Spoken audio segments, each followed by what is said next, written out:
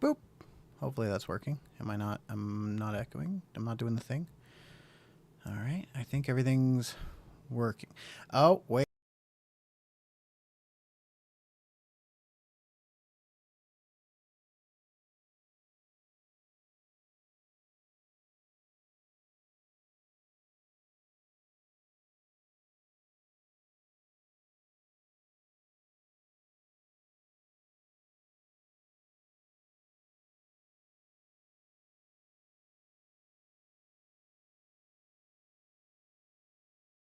Okay, well, we're just going to fly without voice mod today because that's how that's working.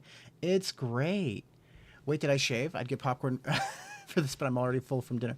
I did shave, Purple. I shaved the other day. A little bit more than I actually would have liked to have shaved, but yes. I wanted it about half as much as it was, and then I shaved and I went, well, that's where that is now, and I guess everything else is gonna match that. But yes, yeah, it's all good. Oh, are my headphones off? Nope, they weren't off. Now they are though. Hold on. So how are things working? Or is anything working? Okay, but that's muted. Cool. Today's going great. Today's going great. There, buddy. Thank you. Yeah. All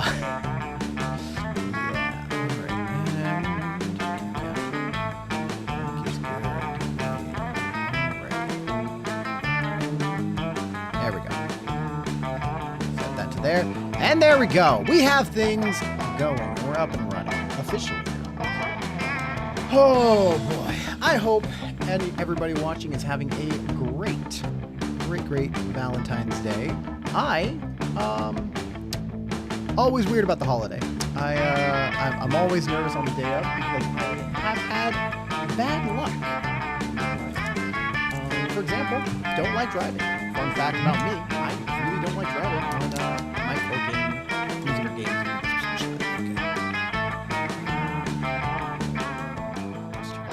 Just a little bit.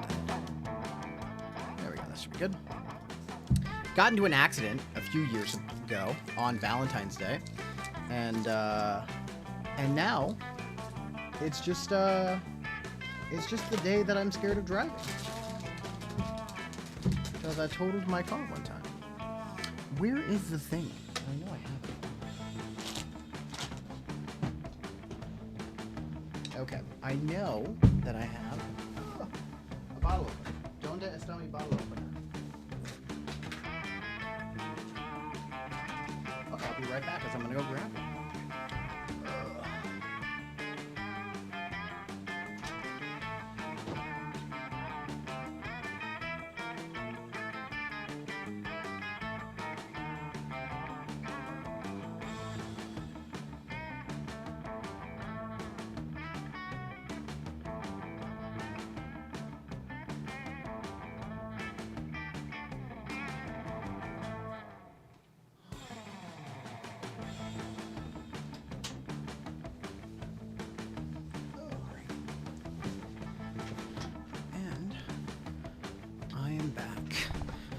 Alright. Nice and dressed up, but hold on, we gotta hopefully that actually came up. No actual alcohol tonight, but we do have some sparkling cider to mimic it, because that's all I got tonight.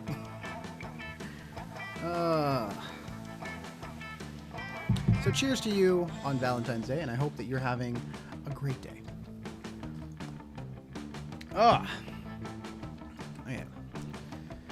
Oh, yes, I know. We'll be playing that later this month. So we also do have a fun thing going on today. Today is the first day that I'm actually streaming on YouTube, and we're actually streaming simultaneously. We're doing the whole thing. It's great. I don't know how it's going. I can't see a lot of things on that. Hopefully, okay. It looks like it's working. And you know what? That's all that's important. Chat from either of those should pop in, and yeah. But with that, let's kind of just review what we're doing and where we are. So, as you can see on the side right below me, we do have the list of all contenders and their votes. As any votes come in, I will be able to update it on the fly, and that'll be great. And down here, we have the leaderboard. We have Colonel Sanders in first place, Polly and Yuya in second place, sharing that spot. And pulling up the bottom and pulling up the rear, we have Kazuyaki, Damien, and Miranda. And so, yeah, we're just having a great... We got a good lineup here, and we're going to have more of a lineup. The rules are going to stay relatively the same today. There is one thing I did need to forget. I need to change. I did need to update. Yep. Okay. I already did that. Sweet.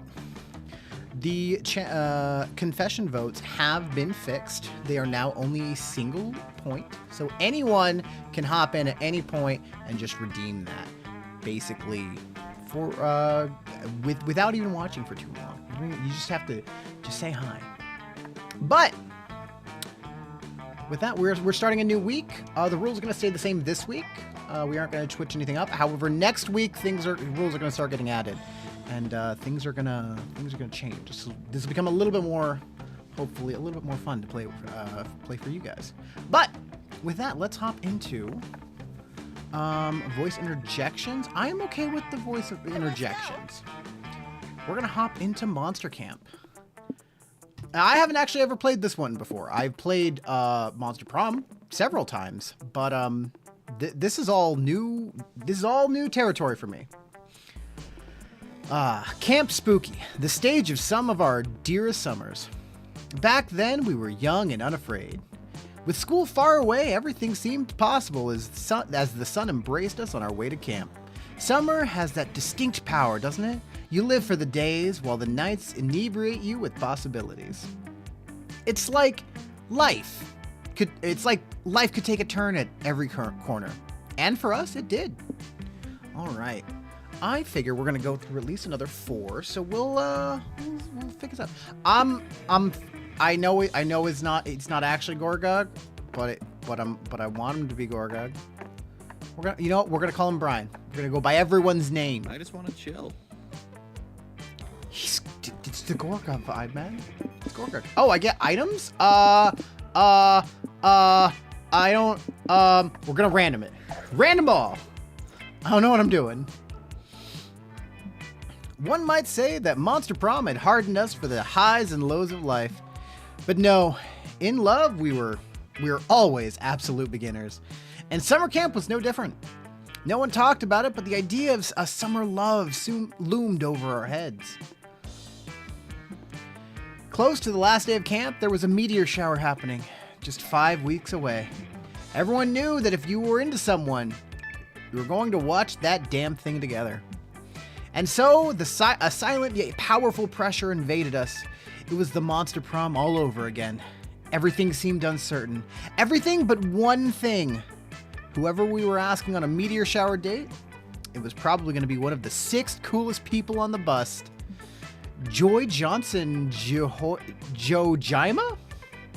Johima? Johima. 23, a badass witch who wanted to chill a bit after saving the world countless times. Aravi Mishra, 22, a hot-headed adventurer possessed by a curse who had turned out to be the most annoying roommate ever. Calculator Hewlett-Packard V1.1, a library computer who had become a sentient robot ready to experience life to its fullest. Dahila Aquino, 20, a buff blue demon and warmonger who had set her sights on conquering summer next. Major Balish vibes there. Davian LeVay, 21. We've already romanced him. We don't need to again, but we could. A fearless demon with a taste for destruction and a love of fire. And Milo Belladonna, 23? A Death Reaper doubling as an internet influencer and who was profoundly in love with life and all its earthly pleasures. The bus trip was long, and all of summer could be shaped by the first step well taken. And so it was clear. It all came down to breaking the ice and causing a good impression with the right person. Time to break the ice. If you could only listen to one genre of music forever, what would it be? Okay, we're gonna go with the actual Nocha's answers here. 8-bit, no. Pop, screamo, metal, lo-fi, or jazz. I like 8-bit, but no. Lo-fi is great accessory music. Metal, fair. Screamo, no. I mean, not pop. It honestly, I'm gonna be really lame here. I'm gonna be really lame. Jazz? Yo, Milo, how you doing, buddy? Oh, you like jazz, Brian? Oh gosh. Okay. What do we do with this? His voice? I think that was the pronouns they gave. You like jazz, Brian? It's my favorite as well. I can't help but be entranced by jazz's fluidity and freedom of expression. It speaks to my stylish, passionate soul. Well, I'm not entirely sure if I have a soul. Perhaps it speaks to the collection of reaped souls I have on my person at any given time. Do I keep the souls within me, though? Do I seek the souls within me, though? The mystery. Anyway, I was just listening to Duke Ellington. Would you like to share an earbud and listen to it with me? Yeah. We only had 5 weeks left to woo our crushes and conquer their hearts. But as I already said, we were young and unafraid, and we were ready to start. Let's do this. Is that, no, ProZD? That sounds like ProZD. I don't know what any of this does. Okay. I'm like, this is like all new territory. I don't know what I'm doing. It's kind of refreshing. It also means we're not getting any romances today. Let's go to the Camp Dome. That day at the Camp Dome, you do all of the Thumb Wars. That means the campers are waging war against the Thumb Warriors, the supernaturally buff thumb monsters from Camp Thumb. It's surprisingly terrifying. You all were sure to lose, but thanks to your quick thinking, you hatch a plan to fight the Thumb Warriors with their greatest weakness: predators without imposable thumbs. Some say that your team's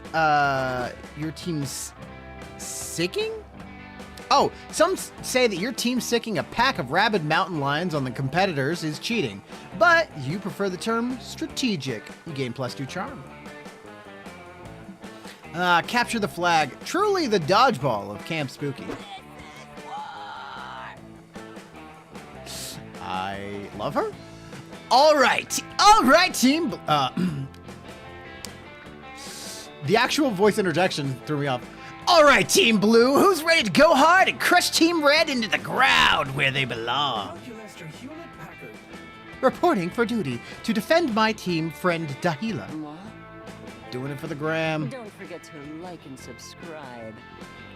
Okay, pre-game selfie time. Not to be confused with mid or post-game selfies. Everyone say Team Blue.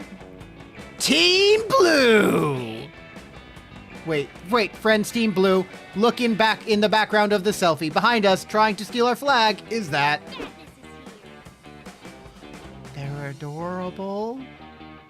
I just want to give them a hug. Oh, shoot, it looks like you caught me. That's right, Team Red will be crushed into the ground, where you belong. Wait, Badness doesn't seem super concerned. Why doesn't Badness seem super concerned?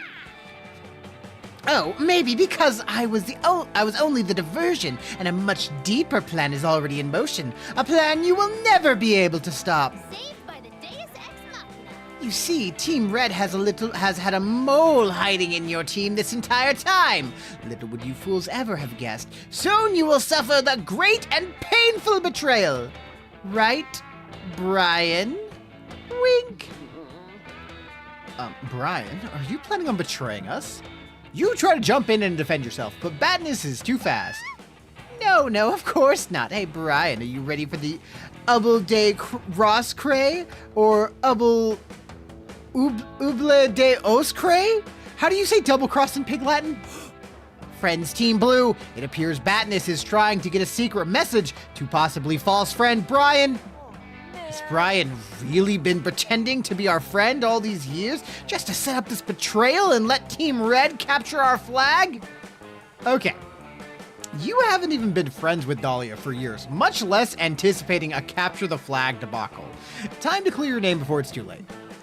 Admit you've been in league with Batnus, but only to pretend to double-cross Team Blue and really double-cross Team Red. It's a triple cross! Research your family tree and reveal that your great-great-great-grandfather was one of the original Team Blue founders 150 years ago. I'm gonna go with charm? I'm not so creative! No, it was creativity.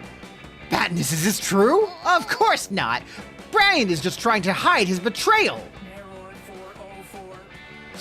Logical error. If friend Brian were planning on betraying enemy Batnus, then enemy Batnus would be unaware of this plan and therefore unable to confirm or deny. Wow, Batnus thought she was playing us, but she was the one being played the whole time. Bet she feels pretty stupid. Brian really is a mastermind for pulling all this off, huh? You're like a cool, undercover genius person. Yes, this time we were completely unaware of all of Brian's actions and subterfuge, never having a clue as to his true intentions. That's actually a pretty scary thought. Oh, you think Brian could be using his lying spy skills on us at any given time? This is a theoretical possibility based upon his talent for lying in this situation, which could therefore be applied to any situation.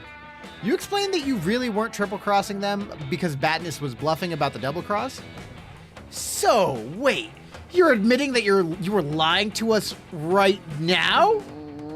Yeah, how is telling us that you're an extremely convincing liar supposed to make us believe that you haven't been lying to us before? Or lower the probability that friend Brian will lie again if his future behavior can be predicted by his past behavior, which he just admitted was lying. Brian could have been scheming this entire time from the moment we met him. We have no idea what his true intentions were.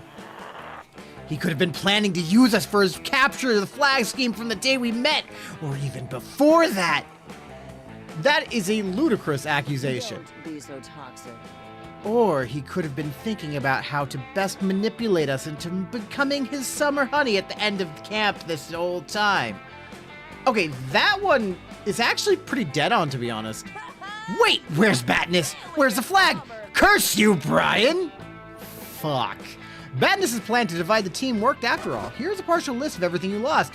Capture the flag, the trust of your friends, 2 charm, and 1 fun. That's unfortunate. That's not great to... Okay. Lake sounds like something you would do that would be fun. Aw, look at the poor baby. You spend the day playing in the lake. Everything is fun until you're mesmerized by a strange song. It's the sirens. They try to lure you with their beautiful chants, but you know better and challenge them to a riff-off. They kick your ass, but you are definitely a lot of fun. More specifically, too fun. Later, you're super excited. You found a package of weird cookies by your tent, and you're about to dig in. Fuck yeah, cookies! Fancy meeting you here. Well, if it isn't Brian. Put down those dog treats, darling. I need your assistance with a job. Help me out, and I promise I'll make it worth your while. Milo just saved you from eating literal dog food, so you figure you owe them one. And besides, you'll do anything for this sexy Reaper. You agree to help with the gig. Milo leads you to a corpse with a soul floating over it. Wow, I guess souls are just like glowing balls that float, and people can just see them? Good to know. Hello. Aw, aren't you an adorable little soul? Hello, dear. My name is Milo. I'm Death, obviously. The soul responds, "Hail and well met! I am the master of peasant torture for my divine sovereign, the Mer King. If memory serves, the Mer King chopped off my head." "Yeah, you're super dead. I'm here to take you to the afterlife. Aren't you a lucky soul, You could have ended up with one of those less fashionable reapers. I suppose. I just never thought that my life would be cut short so soon. And the circumstances of my death, so tragic, so murderous, so headless. I shall tell you both a tale. One night, the Mer King suffered a strange, violent attack on his life. He thought the attack was a coup orchestrated by a small council. A coup? The Mer King? This all sounds strangely familiar. Keep going, darling. I'm officially curious. And thus, the Mer King killed us all in a blind rage. But I saw the attack with my own eyes. 'Twas no coup! Rather, it was an attack committed by a strange, hot ghost of some kind, and hairy dogman. No! Polly and Scott, what did you do? The ghost and the dog snuck into the Mer King's chamber and glued a single golden coin to his floor. The Mer King bent down to pick up the coin, but he couldn't grasp it. He looked quite the dunce, I assure you. And while he was struggling to pick up the coin, the ghost dropped an anvil on his head. The nerve! Wow. Yes, what a tragic, horrible, violent attack. What mischievous fiends. But despite the tragedy of my death, I see now what a precious gift life has been. I only wish that I had lived it more fully, more boisterously. Life is a gift. So true. Babe, I love your attitude. It's so rare to meet a soul that appreciates life. After all, life is like a river, and we're all just paper lanterns floating along it. Truly. Look, I even made a bucket list containing the 246 things I wanted to do before I died. What a tragedy that I did not complete even a single item from this list. Oh, darling, really? Not even a single item? Oh, I really shouldn't do this, but I'm such a natural empath I can't resist. I'm going to bend the rules just this once. Before I take you to the afterlife, you can pick one item off your list, and Brian and I will help you complete it. Hey, thank you! Thank you, gorgeous and elegant angel of death. But oh, what shall I choose? Which? You take a look at the bucket list, and you see it. The perfect bucket list item to finish off this reaping gig and impress Milo while you're at it. Suggested, baby. You gotta go meta here. Choose bucket list item 122. Cross something off my bucket list.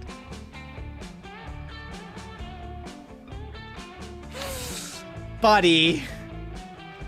There's only one thing about this on this list worth doing. Pick a bucket list item 46. Become immortal. I feel like the meta is the correct option for him. Actually, that's very doable. If I understand the logic correctly, then we could just cross this item off the list. The snake itself. You grab a pencil, and you're ready to officially cross this item off the bucket list when you realize that the list is fucking laminated. Your pencil is useless! Alright, I probably should have mentioned the lamination. I told you that I served the Mer King, right? I lived most of my life underwater, so I had to laminate the list. Also, check out bucket list item 211, get my scuba license. I laminated the list so I'd be ready for scuba. I always figured that I would start with the bucket list item 21. Create the first pencil that can write on plastic. Maybe we could do that one together? Oh, that's completely unsupervised and cliche, but it's literally the only item on the list that we can cross off. I suppose we're stuck with it. You, Milo, and the Soul spend several excruciating hours trying to create a pencil that can work on laminated paper. You immediately suggest using a pen, but Milo and the Soul both insist that would be cheating. Creating a plastic-compatible pencil is both boring and dangerous. You spend hours on the phone with production vendors and breathe in a lot of off-market lead samples. and it doesn't even work. All of your prototypes fail to write on the laminated paper. 2 of your prototypes explode, showering you with pencil I shrapnel. have a thing, so... Not that this isn't super fun, but I'm going to leave. I promised my followers I would live stream proper table lacquering techniques this afternoon, and so that's obvi my priority. Bye, darling. Brian, this whole thing is your fault, so I assume you'll go ahead and finish this cake for me? Right, hon? Milo leaves. You spend the rest of the day trying to create this stupid plastic-compatible pencil for this annoying soul, and you fail. It's okay, the soul says. I'll take myself to the afterlife, and once I'm there, I'll just curse you and all your descendants. Shit. The soul curse you, and you lose 3 boldness. Oh, gosh. That's like the 5th curse in your descendants. At this point, you probably shouldn't have any kids. Oh, boy. I think this might not be the best run. Do we have cushions for the logs, or... Yeah. Oh, hi, the Mothman. After a long day of relentless horniness, you head to the campfire to relax. You find Milo, Avari, Aravi, and Hex all gathered around the tray of delicious-looking cheeses. Hello, darling. Ah, perfect. Come join our training, Brian. We needed a 4th. Anyway, as I was saying, I recommend that you believe with the 10,000-day aged Gouda. I know you don't often see Gouda as a starting cheese, but I think you'll be pleasantly surprised. Next, we have the aged washed rind cow's cheese. This one has a flirtiness that really puts the wind in my sails, if you know what I mean. I know what you mean. You mean that the cheese tastes good. God, I'm smart. Obviously, you should finish with the raw milk goat brew. Fair warning, it's funky. I recommend pairing with the apple brandy to finish. Ravi slams a chunk of Gouda into her mouth. As she's chewing, some numbers appear over her head. Recovered 2 health plus 6 agility boost. My inspiration for this platter came from the groundbreaking work going on in the Southern Cheesery right now. You'll notice that there's a certain lighter, airy quality to the finish. Wait a minute with the fucking adjectives, Milo. I'm confused. Who's winning? I can't believe I have to explain this to you, Aravi. But cheese tasting is not a competition. Nobody's winning. It's just like any other magical moment in life. You don't look at the moon to get points. You do it because it fills your soul with the fragility of the universe. This isn't possible. Nuh-uh. I look at the moon to increase my wisdom stat. Literally everything is a competition. Everything. I, love her. Yeah? You're wrong, you little gremlin. What about flower smelling? A competition for who can inhale the most pollen.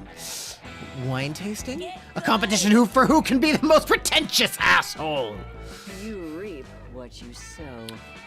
Ravi, I'm concerned that this relentless focus on winning is robbing you of the ability to enjoy the ephemeral nature of existence.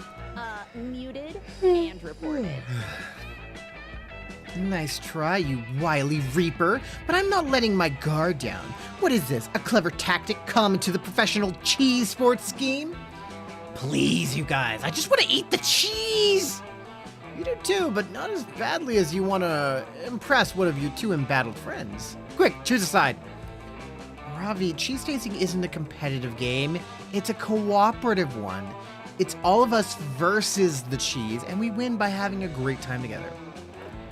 Ravi, Milo is trying to fool you. The winner here is whoever eats the most cheese in 10 seconds. Hurry up! Tell Ravi that cheese tasting is a co-op game, and the cheese is your team's opponent. You all win by enjoying the cheeses to their fullest. Oh, a critical hit. Oh, finally. Someone's making sense around here. But wait, if it's co-op, what are the rules? Am I the tank or the healer? How are points awarded? Who's judging this thing? How much XP do I get for winning? Is it shared XP across the team or proportional to damage inflicted on the cheese per player? Well, clearly you're the DPS, which means deliciousness per second. We'll be counting on you to enjoy the cheeses especially hard. Pass me the ketchup. Yeah, and I'm the healer, which means you get maximum points by giving me bites of your cheese. With Avari sufficiently motivated, the four of you dive into the cheeses. Good God, these are delicious. Who knew that weird old milk could be so good? Cool Ranch Doritos. Milo, I have to say, this gorgonzola is really next level. It's like Doritos level good. Damn. Glad you're enjoying it, my friendly little curse. I do think that this is one of my finest platters yet. Yeah, I'm so onto this cheese. I'm loving the shit out of it. Hashtag winning. Well, that's great, Aravi. Enthusiasm is the fermented citrus pepper paste of life. I'm chewing the hell out of this gorgonzola. I'm gonna fucking crush its score at having fun. You all managed to have a great time, and Ravi seems to be super pleased with their final score. Go grind. Sweet. Now that I've conquered cheese tasting, I gotta move on to the next XP grind. See you two dummies later.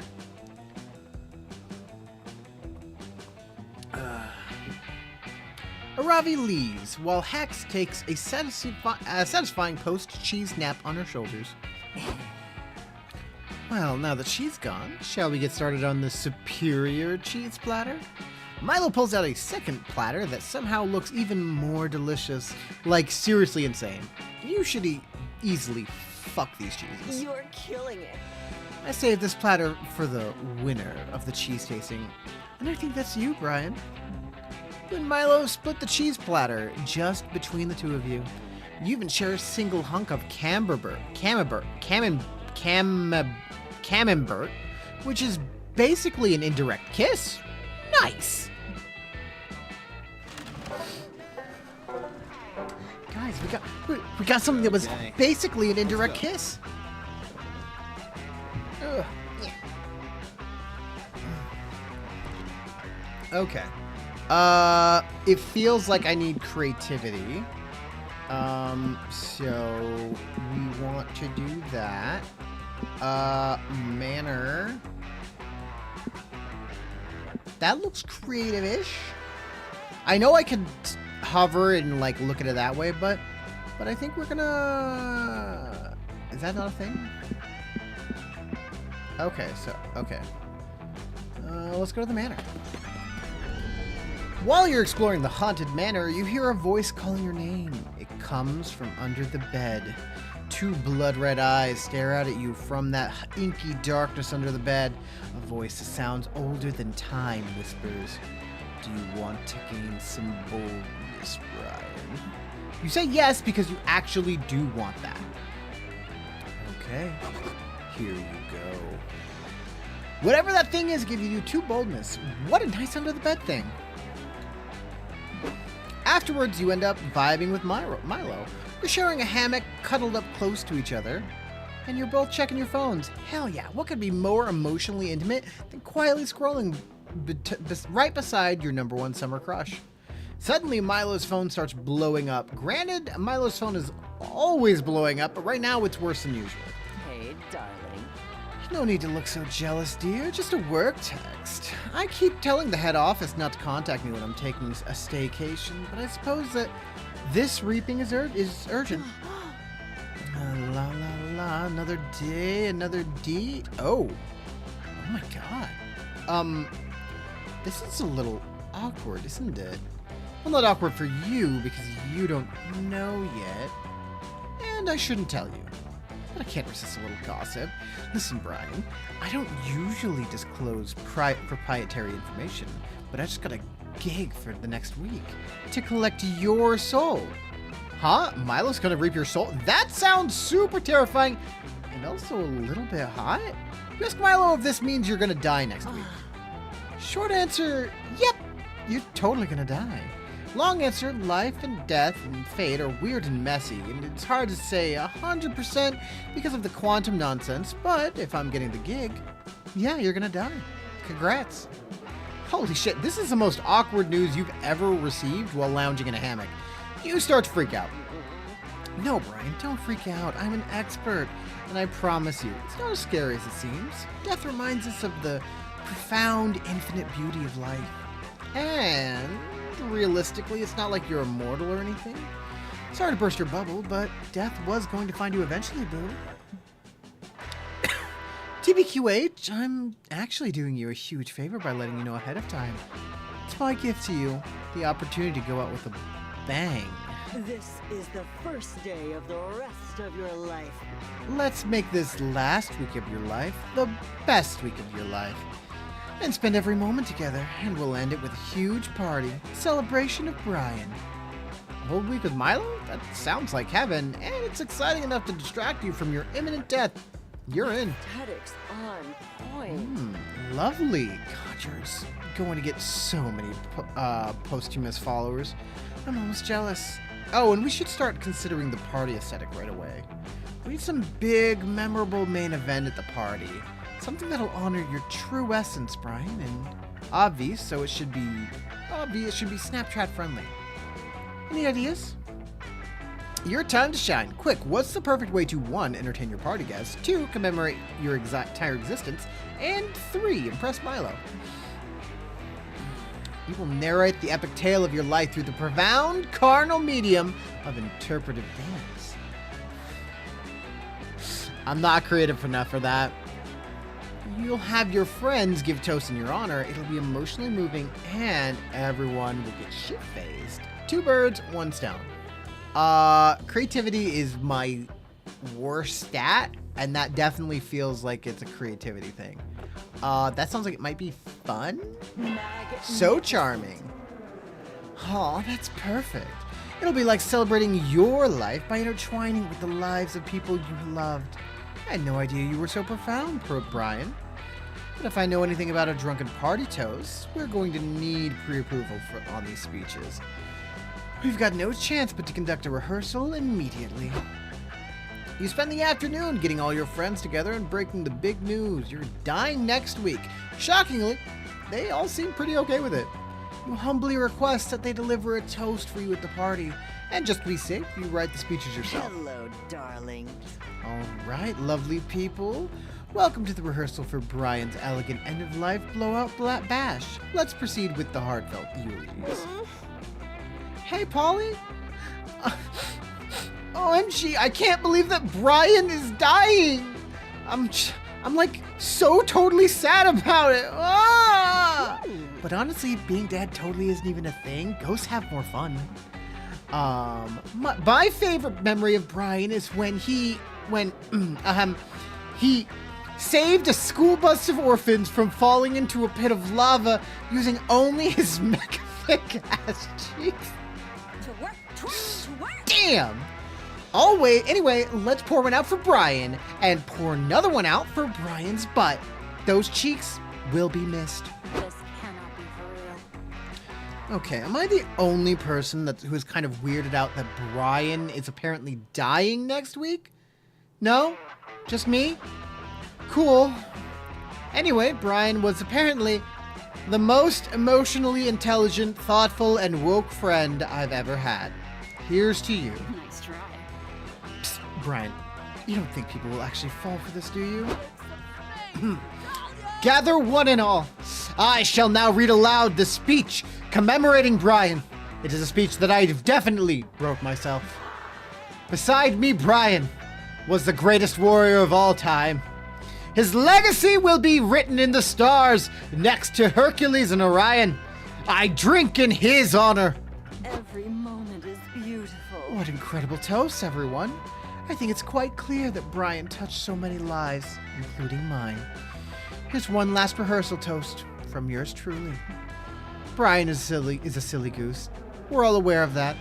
But we must remember that geese are some of the sweetest and cutest birds in the whole wide world. Never stop being I you. thought that I knew what it meant to really fall in love with life. But Brian's constant elegant failures taught me that lesson all over again. Cheers, Bay. Fire. Hey, Opnas, how are you doing? That went shockingly well. You spend the rest of the day getting totally drunk with your friends to practice for your party. All of that tomfoolery earns you 3 creativity. Hey, we need that. We desperately need that. We're not doing great. Okay, let's go. Okay, that was boldness. So is Scout HQ creativity then? That makes sense, I guess. You spend the day learning new skills with the Monster Scouts in order to earn badges. You earn a badge for healing a wound only using the bark of a tree. You earn a badge for writing poems in an iambic pentameter.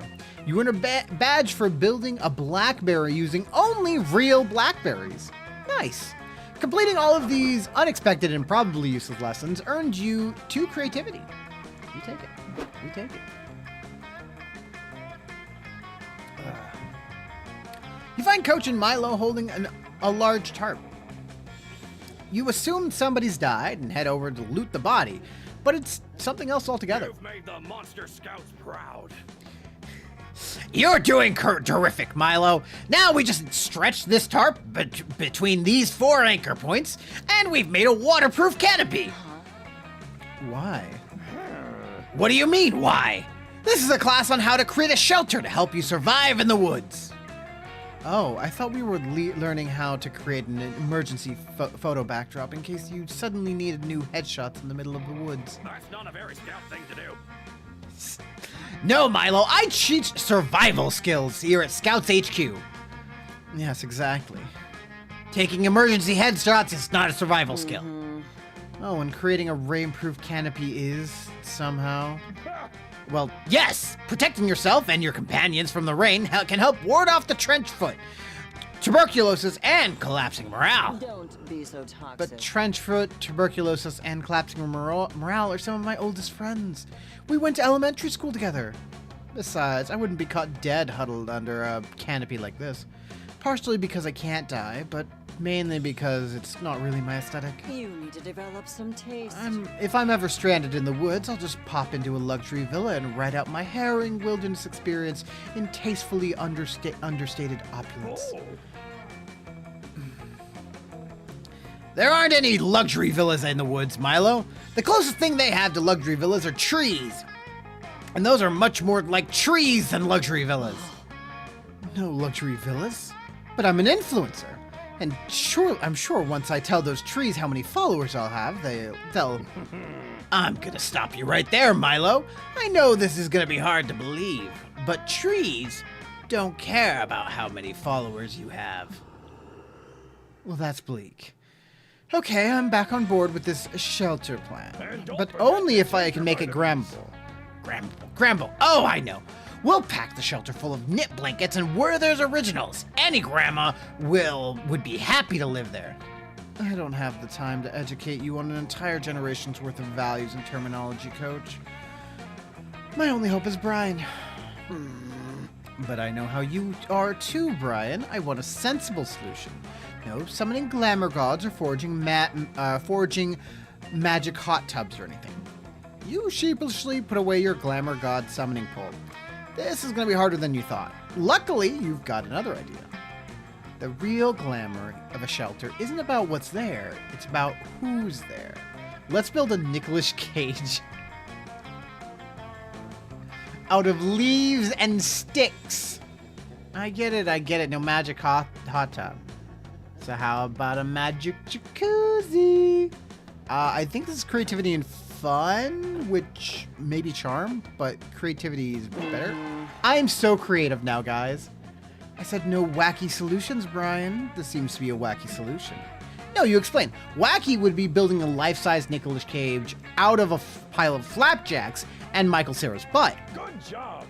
Brian is right. That's pretty wacky. Leaves and sticks are readily available in the forest, so this is a much more realistic plan. I wasn't so much taking issue with the materials as with the idea of creating a living being out of inanimate objects. You see the misunderstanding here. You explain that Nicolas Cage isn't a living being. He's more a personification of pure joy de vivre mixed with raw sex appeal. Aesthetics on point. I love that. Go ahead then. Joke's on Milo, you already had. You built this Nicolas Cage months ago using only the finest leaves and sticks and some of Michael Cera's butt, but no one needs to know that. You zap your Nicolas Cage golem with a car battery and it comes to life. Wow, Brian, this is really well made. You've really captured the look of his permanently startled attractiveness. Hello, says the golem. I'm Nicolas Cage. I can't actually do a Nicolas Cage impression. No, you're not, darling. Common mistake. Oh, says the golem. Then I must be John Travolta after switching faces with Nicolas Cage in the movie Face Off, starring John Travolta and Nicolas Cage. Strike two, sweetheart. You're actually a mound of leaves and sticks animated by electricity at a summer camp for monsters. I mean, I have all of the powers of Nicolas Cage, but with none of the responsibilities, cries the golem. That's incredible! Let's have an adventure already! The joyful simulacrum leads you through a day in the life of Nick Cage. You steal the Declaration of Independence as part of a treasure hunt, kidnap a baby, and make out with a wicker basket full of bees. This has absolutely nothing to do with creating an effective wilderness shelter, but it's pretty clear that Milo was never really interested in that. Gain 2 fun and 1 charm. Hey. We take those. We take that. That sounds like a win to me. Marshmallows.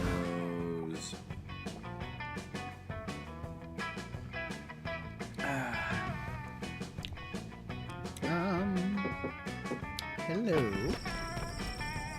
You happen upon Joy groveling in front of Milo. You're pretty sure you've never seen Joy grovel before. It's kind of unsettling. No, I'm not groveling. I am posing a dignified query to Milo that just so happens to be performed on my hands and knees. Duty calls. Anyway, Milo, please help me out of here. I'm in the middle of a quick summer adventure that is just important enough to justify a full episode arc. And I really need to consult my dead ally, Robaroo.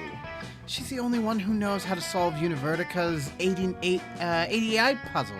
Can you just raise her spirit and... I've got a gig. I'm sorry, Joy. I would really love to help with whatever you just said, but I'm terribly busy right now with important Reaper business. Typical.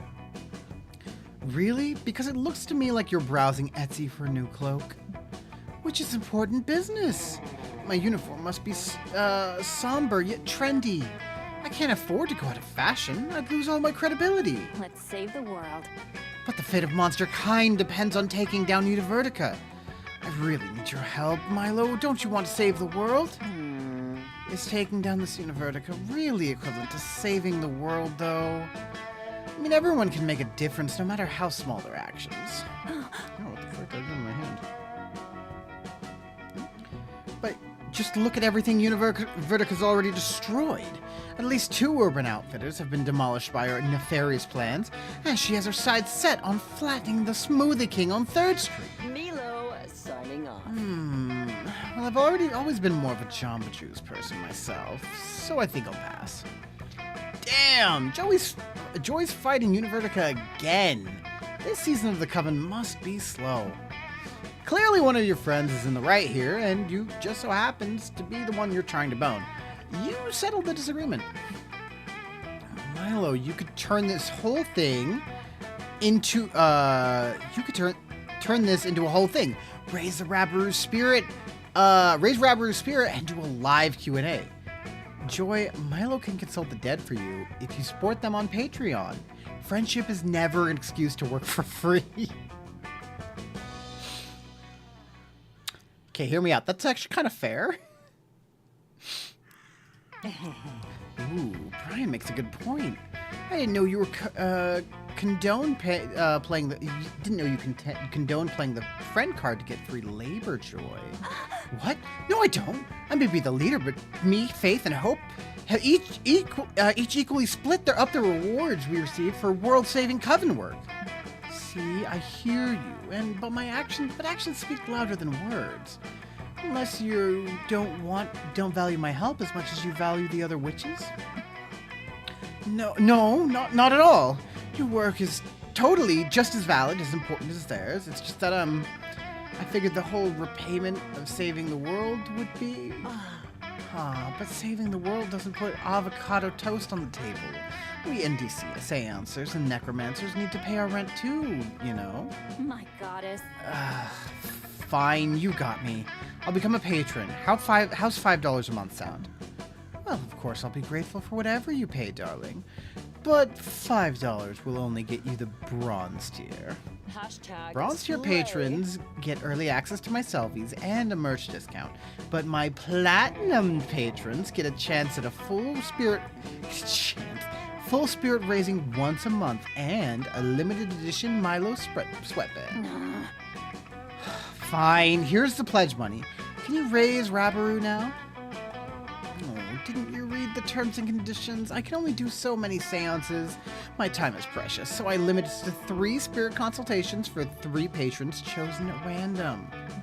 And it looks like this month's winners are Milo Crackhead 45, X underscore Ghost Fetishist underscore X, and Joy Johnson Johima. No, wait, that's John Johima. Sorry, my bad. The world is at risk again. What? No fair! The world is at stake here, and I'm your friend. Can't you make an exception for When me? life closes one door, That wouldn't be very fair, would it? All of my followers are my friends. I can't play favorites just because your seance would prevent countless deaths. You will get this show canceled. Whatever. This has been a waste of my time. I'll just bribe Polly with some distilled spirits to talk to Rabaru for me. Thanks for nothing. Oh, it's just you and me, Brian, darling. Oh, and X underscore Ghost Fetishist X's spirit he wants raised. What can I do for you, my darling patron? Oh, it looks like he wants the ghost of a leather daddy dome from 1865. I don't feel quite comfortable doing that. never stop being You know, Brian, since the slot's open, perhaps you'd like me to raise a spirit for you? I don't mind the bending the rules for someone such as yourself. Nice! You request the spirit of Marquis de Lafayette, history's greatest wingman. He does not disappoint. Bring out your flasks! Oh no. What's going on? There's no explanation. I don't trust my skills. Let's gamble. Welcome. You new here? Don't fret. Let me explain how this works. I will prepare you a drink. The drink of the day. You may choose to drink that one, but if you're not interested, you're lucky. There's a mystery box with a second option. It could be better, could be worse, but one thing's for sure.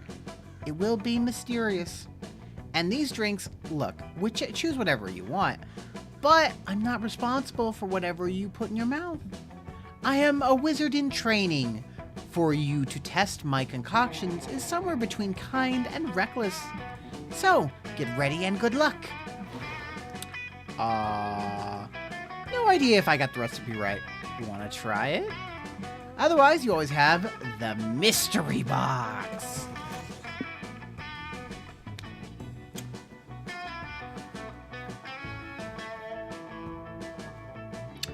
But mystery box, though. We'll take the protein shake. Yeah, no, totally. I was testing your common sense. And you passed. The prize is the drink you chose. Protein shake. A nutritious protein shake. It's just a bunch of magic bugs I was collecting and keeping in that cup.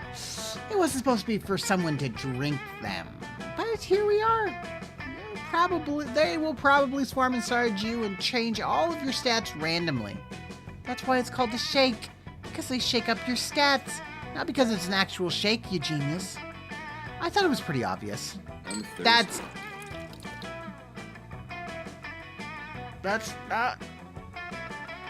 No! This is the part where I leave before you puke all over me. Ciao! Cool. The stat I need is So bad many again. choices. Guess we go back to Scout HQ to try and get creative again. That day in Monster Scouts, they teach you how to use the stars and trees bark to find your way when you get lost on the internet. As a test, Coach leaves you in the middle of the internet. You easily get lost. Before you know it, you're watching the Spanish synchronized swimming team perform a routine based on Stairway to Heaven. You don't earn the orientation while on the internet badge, but you definitely gain 2 creativity from watching such beautiful displays a skill. Since you're dying next week, Milo's been helping you. Cool, we're coming back to that. I was kind of hoping we would. Milo has been helping you live your last days to the fullest. Currently, the two of you are getting super fancy pedicure where the little fish eat the dead skin off your feet. It feels amazing, and it's hella IG worthy. I have several questions about how that worked when he is a zombie, but Milo Belladonna, here at last. that really hits the spot. I've said it once and I'll say it again. Fish give better pedicures than people. And I needed some R&R. This non-stop life celebrating with you has been all-consuming. But honestly, I can't remember the time I had so much fun. Milo looks at you with such bedroom eyes. Your heart starts to race. It's a tender moment. While we're enjoying this tender moment, I thought we could talk deets for your end-of-life bash. I've been really immersing myself in the preparations, Brian. This might be some of the finest party planning work of my entire career. First off, the venue is insane. I got my boss to let me borrow her interdimensional penthouse. The ceiling is made of diamonds, and the bodyguards are literally four-dimensional. We're going to do this huge dramatic entrance for you where you burst out of a coffin. Cute, right? And then the coffin, its outfit is the perfect amount of slutty. Trust me. Oh, and you're not going to believe the guest list. All of the basics, sure, but we have some huge guests on here. I did not realize you had this kind of pull, darling. Keep it on the DL, but we've got several prominent ghosts coming. Both Edison and Tesla, so things should get interesting.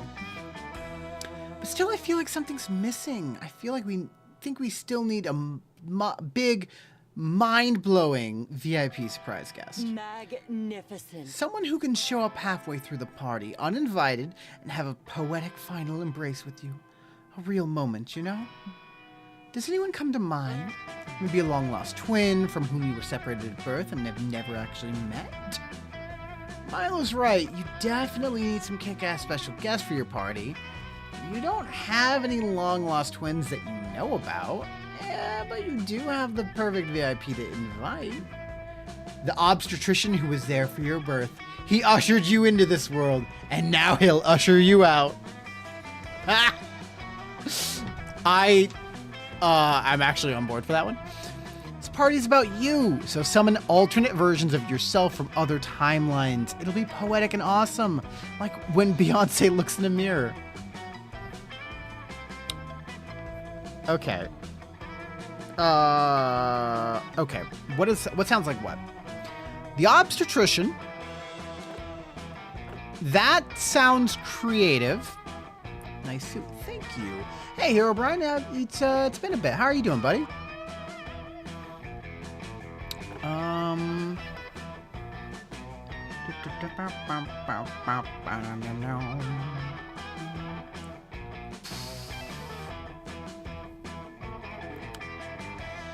I don't. Nah, everything's mixed up, and I don't know what anything is anymore. Good. Just resubbed with Prime to my favorite streamer. Did you really? I'm not getting these notifications. I don't know what's. I can see that you did it based on points, but I'm not seeing it pop up here, which is weird and annoying that it's not doing that. But thank you for the resub, buddy. I appreciate it. Yeah, does it pop up anywhere? It should. Chat box, voice mod, game capture. Should be popping up. It's weird. Weird. I honestly think this is really cool, funny. It's probably not going to be the right one. Yeah. Excuse me, your obstetrician? Are you two, close or something? Nope, you haven't seen your obstetrician since the day you were born, but who cares? It's a metaphorical, poetic significance that really matters here. You whip out your phone, put it on the speaker, and call up Dr. Puddingbutt, the obstetrician who birthed you. You invite him to your end-of-life bash as your special VIP guest. What's that? You want me to come to the celebration of your death? The strange newfangled ways of the youth. I'll be there. What was your name again? Brian? Why didn't you say so earlier? Of course I remember you. Why, Brian, you were the most memorable birth I ever witnessed. Ooh, keep him talking. If this story's any good, we can workshop it into an emotionally moving party anecdote. I remember distinctly that Brian had no. Yeah, no, this is a mistake. I remember distinctly that Brian had an unusual birthmark. I'll never forget it. It was the shape of an elephant right on his face. It was beautiful. Wait a minute, you check your face. You don't have an elephant-shaped birthmark. You tell Dr. Pudding Butt that he must be remembering wrong. What do you mean? You don't have that birthmark? That's impossible. I'll check my birth records right now. I carry them with me at all times, just in case. Oh my god. Now I see. Listen, according to my records, you were switched at birth with another baby. You're not really Brian. Oh no! Trust me, this happens a lot. In my younger days, I used to switch babies all the time. It was hilarious! But wait, Dr. Pudding Butt, if this isn't the real Brian, and who is? I switched you with the child of the infamous Baby family. Your actual name is Wrong Baby. Dr. Pudding Butt gives you the address of Wrong Baby, aka the true Brian. You and Milo track him down. He's super buff and objectively terrifying. Huh? So you're telling me that I'm not actually Wrong Baby? I'm Brian? Yep, and you're dying next week. It's my job to escort your soul into the afterlife. I know this bit must be a lot to take in, but the good news is I have a huge, incredible party planned to celebrate your life, Brian. How tasteless. I'm just glad I found you before that liar Wrong Baby tried to steal your party by impersonating you at birth. Ugh, that was so tasteless, Wrong Baby. Milo leaves with the real Brian. You don't have to worry about your impending death anymore, but you're also not getting a huge party in your honor. Also, your new name is Wrong Baby, which really takes a toll on your self-esteem. You lose 3 charm, Wrong Baby. Deal with it. That's not great. That's not... we don't like that. Let's go take a nap. No! They actually changed... No! It's actually changed my name to Wrong Baby. No! No! It's not okay! I guess we're gonna go try and get some creativity back. Oh no, not the best name. That day in Monster Scouts, you learn to make your very own clothes in the wild. Someone suggests a fashion show, so afterwards you all put on your outfits and show them off.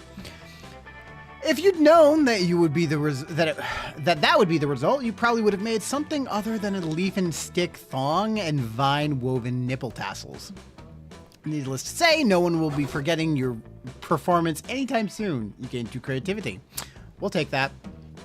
There's little you love more than loving on Milo. It's fun to see how many other people are in the same lovesick boat. This comment says, the composition in your selfies is always so artistic. You should go into photography. And this person says, you post the most inspirational quotes. Day equals made. This one just says, HMU with that Reaper dick, daddy. Well, assuming that Reaper dicks Grim Reapers have dicks and /or identify as male is so 14th century Europe. Hashtag blessed. But I am flattered by the sentiment. Love keeping my fandom hooked on my aesthetics and thirsty for all of me. Mrs. Belladonna, I was expecting to hear a conversation on owning your attractiveness, but being true to your identity and historical monster lore. But what do I find? Exactly the conversation you described, Camp Director Miss Weaving? No. Oh, you on your phone as always. Probably making blog posts on your TikTok page. When did this game come out? I hardly blame you. Camp Director Miss Weaving, maybe if you'd got a social media page of your own, you'd be able to better relate to your campers. It really is the social hub. I love blogging on TikTok. I don't want to hear it. I refuse to consider the possibility that online interactions can possibly help form connections or express themselves on the grounds that I didn't have the internet when I was your age. I am sick and tired of you campers burying your noses in your phones when you could be living in the real world, forming real connections, doing real manual labor. As such,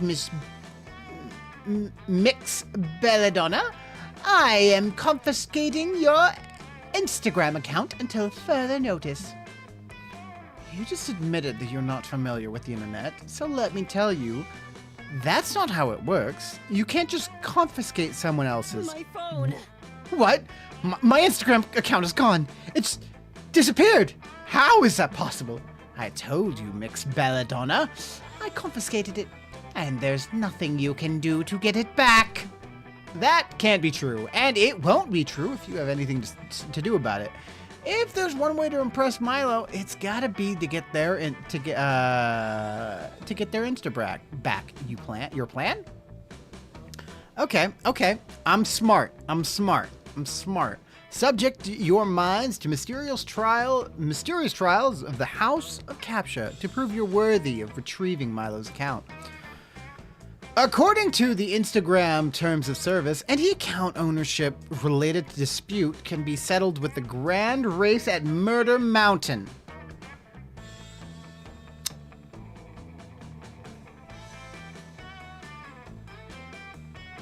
You? Hey! The House of Captcha? Wrong, baby. Are you sure? Half the people who attempt their tests don't survive. Most of the rest go insane from the riddles and mind tricks.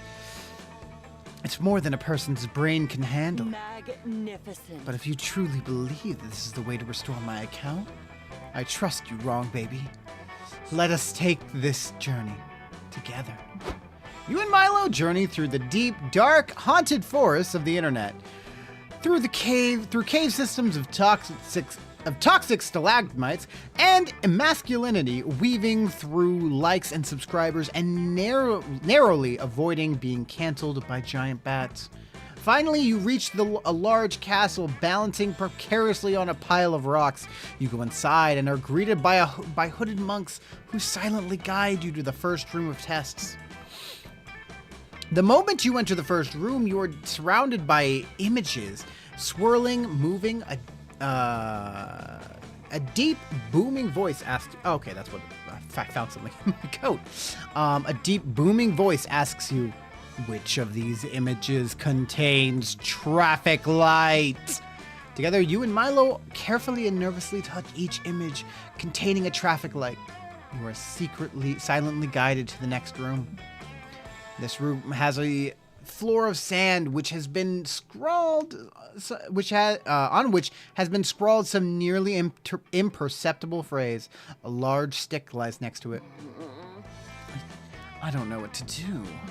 But you do. You squint at the letters, imagining how they would look less slanted, less pixelated. You pick up the stick and write X5RG2 below it. You're right. That was the phrase that was there. A trap door swings open where the writing was, and you and Milo descend a ladder into darkness. Approach the flame, says a voice, clearly referencing the fire in the middle of the room, and whisper into it the name of your first pet. The two of you do so, and the fire turns bright green. One final question, says the voice, tone more intense than ever. Look deep into your soul and ask yourself, then answer me. Are you a robot? As a Reaper, much of my life seems to have been prescribed. My career, my duties, my choices, personality, and hobbies are entirely my own. No, I am not a robot. The fire goes out and is replaced by a floating white orb which glows softly. Magnificent. That's it. My Instagram account. I can tell because it smells like lush products and narcissism. Milo puts the orb in their pocket, and their Instagram account is immediately restored to them. They are eternally grateful to you, and so into your pocket goes 2 charm and 1 fun. So close to sleep time, yet so far.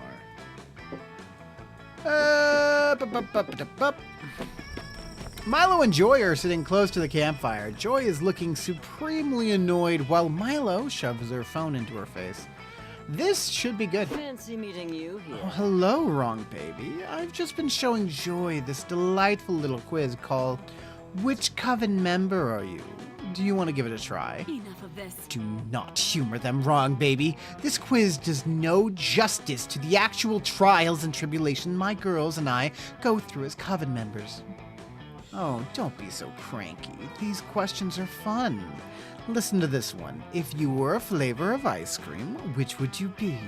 Aesthetics Answer on choices point. are black licorice, birthday cake, tiramisu, and vanilla.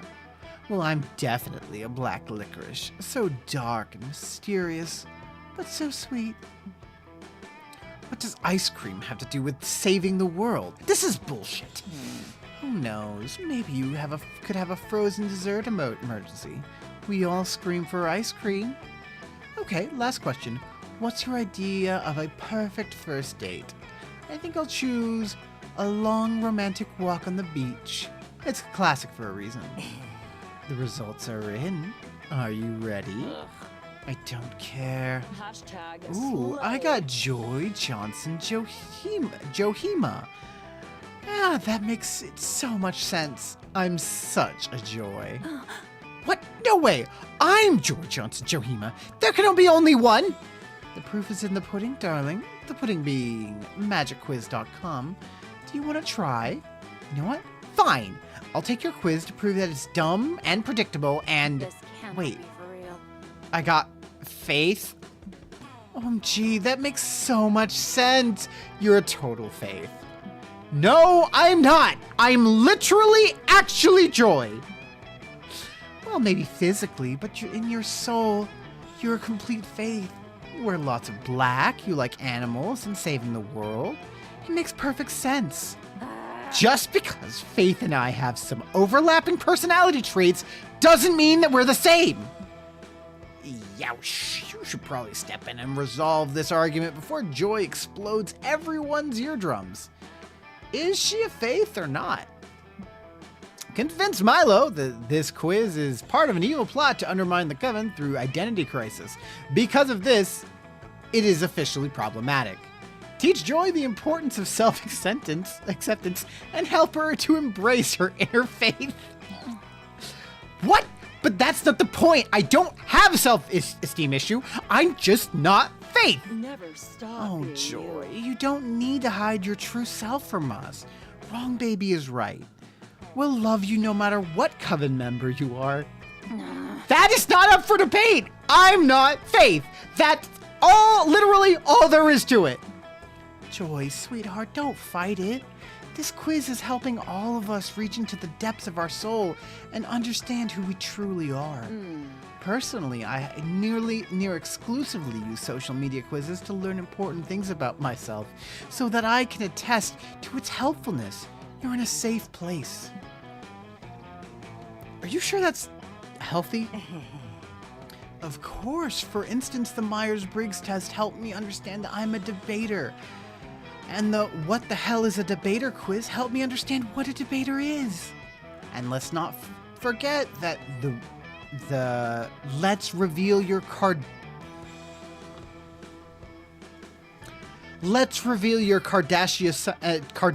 Sona quiz. It helped me really get in touch with my inner Courtney. When life closes one door, So you see, another opens. it's true that you're not actually Faith, but maybe the real Faith was inside of you all along. I need a break. I'm leaving. Oh well, sometimes self-discovery is a long, winding road. At least we help push her in the right direction. Magnificent. Oh, Wrong Baby. Look what BuzzFeed just uploaded. These 5 questions will reveal your spirit pasta dish. I hope I'm rigatoni.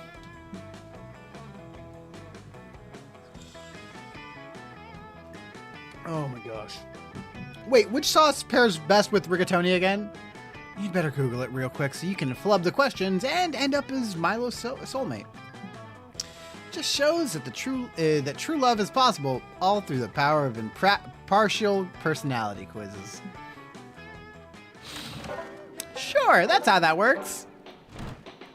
Is there a place where I could just do nothing? Nothing?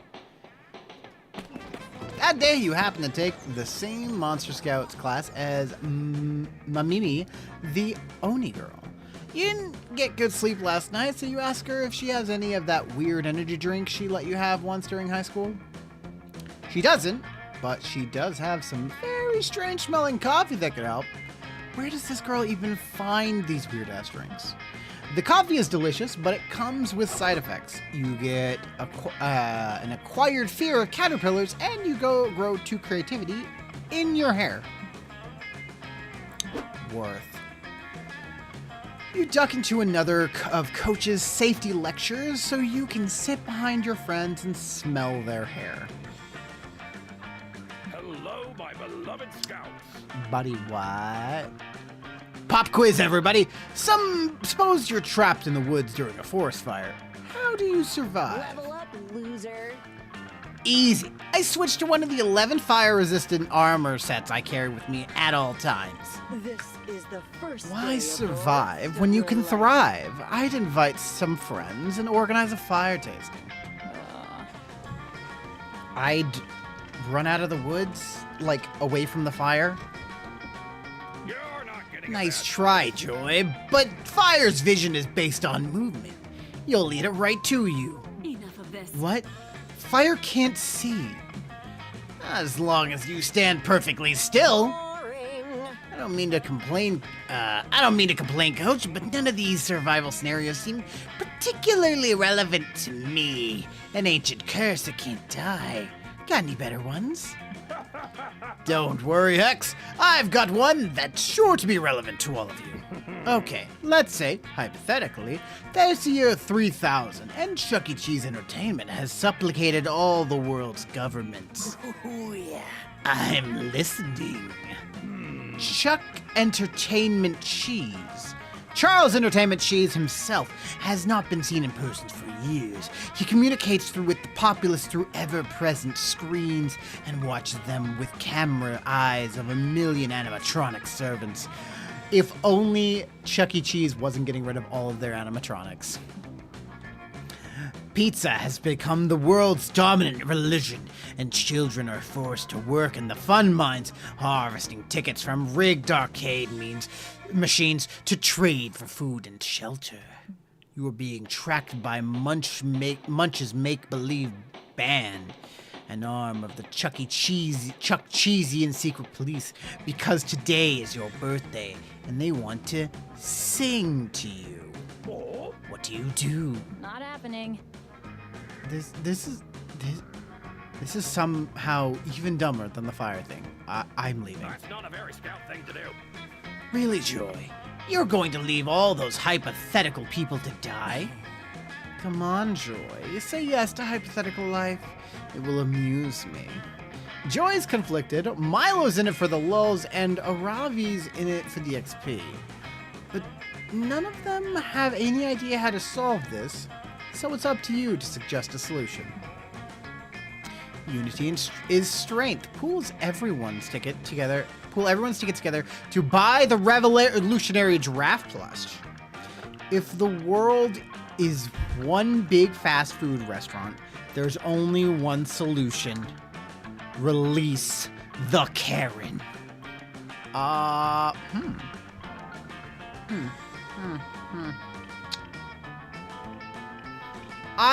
think that we release the Karen. I'm not bold enough. You would release the Karen against me? You're mad. You're all mad. Wrong, baby. Don't do this. No force in the world can control the Karen. Her white privilege is too strong. Worst episode ever. What good is defeating the Chuck E. Cheesian Empire if in the process we become the very thing we hate? Don't listen to these nerds. Trafficking with occult powers to help me kill stuff is basically all I do. Oh, so you're not going to kill the Chuck E. Cheesian Empire, you tell her. You're going to ask to speak to its manager. You describe the necessary rituals, the sprinkling of essential oils, the offering of Botox injections, and compliments the sacrifice of a live millennial. Okay, the ritual is complete. Roll to summon the Karen. You whip out your survival dice and roll a 1. Oh dear, wrong baby. According to the Survival Master's Guide, a natural 1 means that Karen turns on you and your friends. In fact, literally any die result means that. Karens exist to protect the dominant power structure, not subvert it.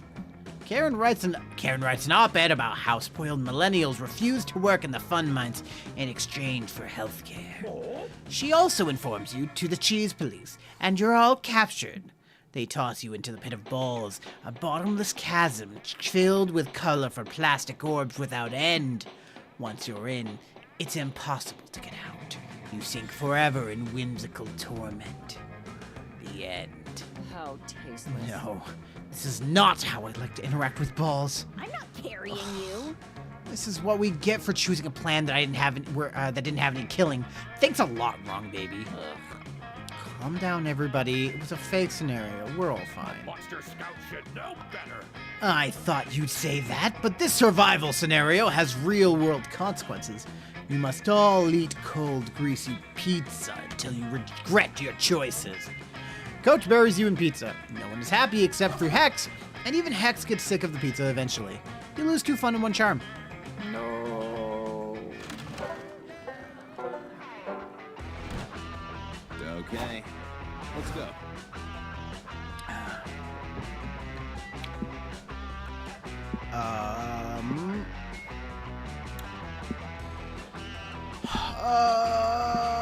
I think that can be a charm.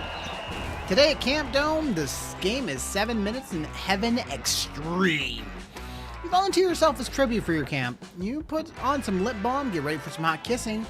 But it seems you read the rules wrong. In 7 minutes in Heaven Extreme, they straight up murder you and you need to stay in literal heaven for 7 minutes.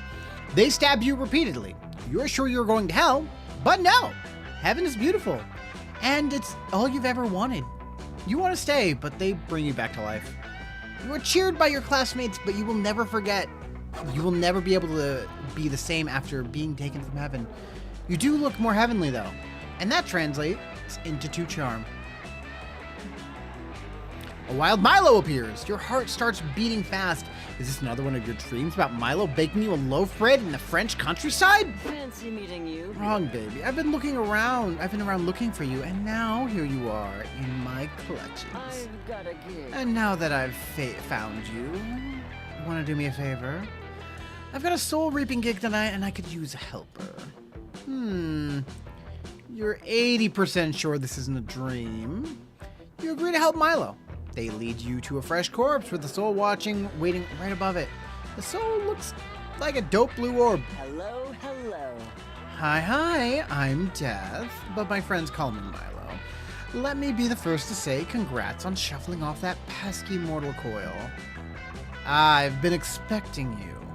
I assume you're here to lead me to the afterlife.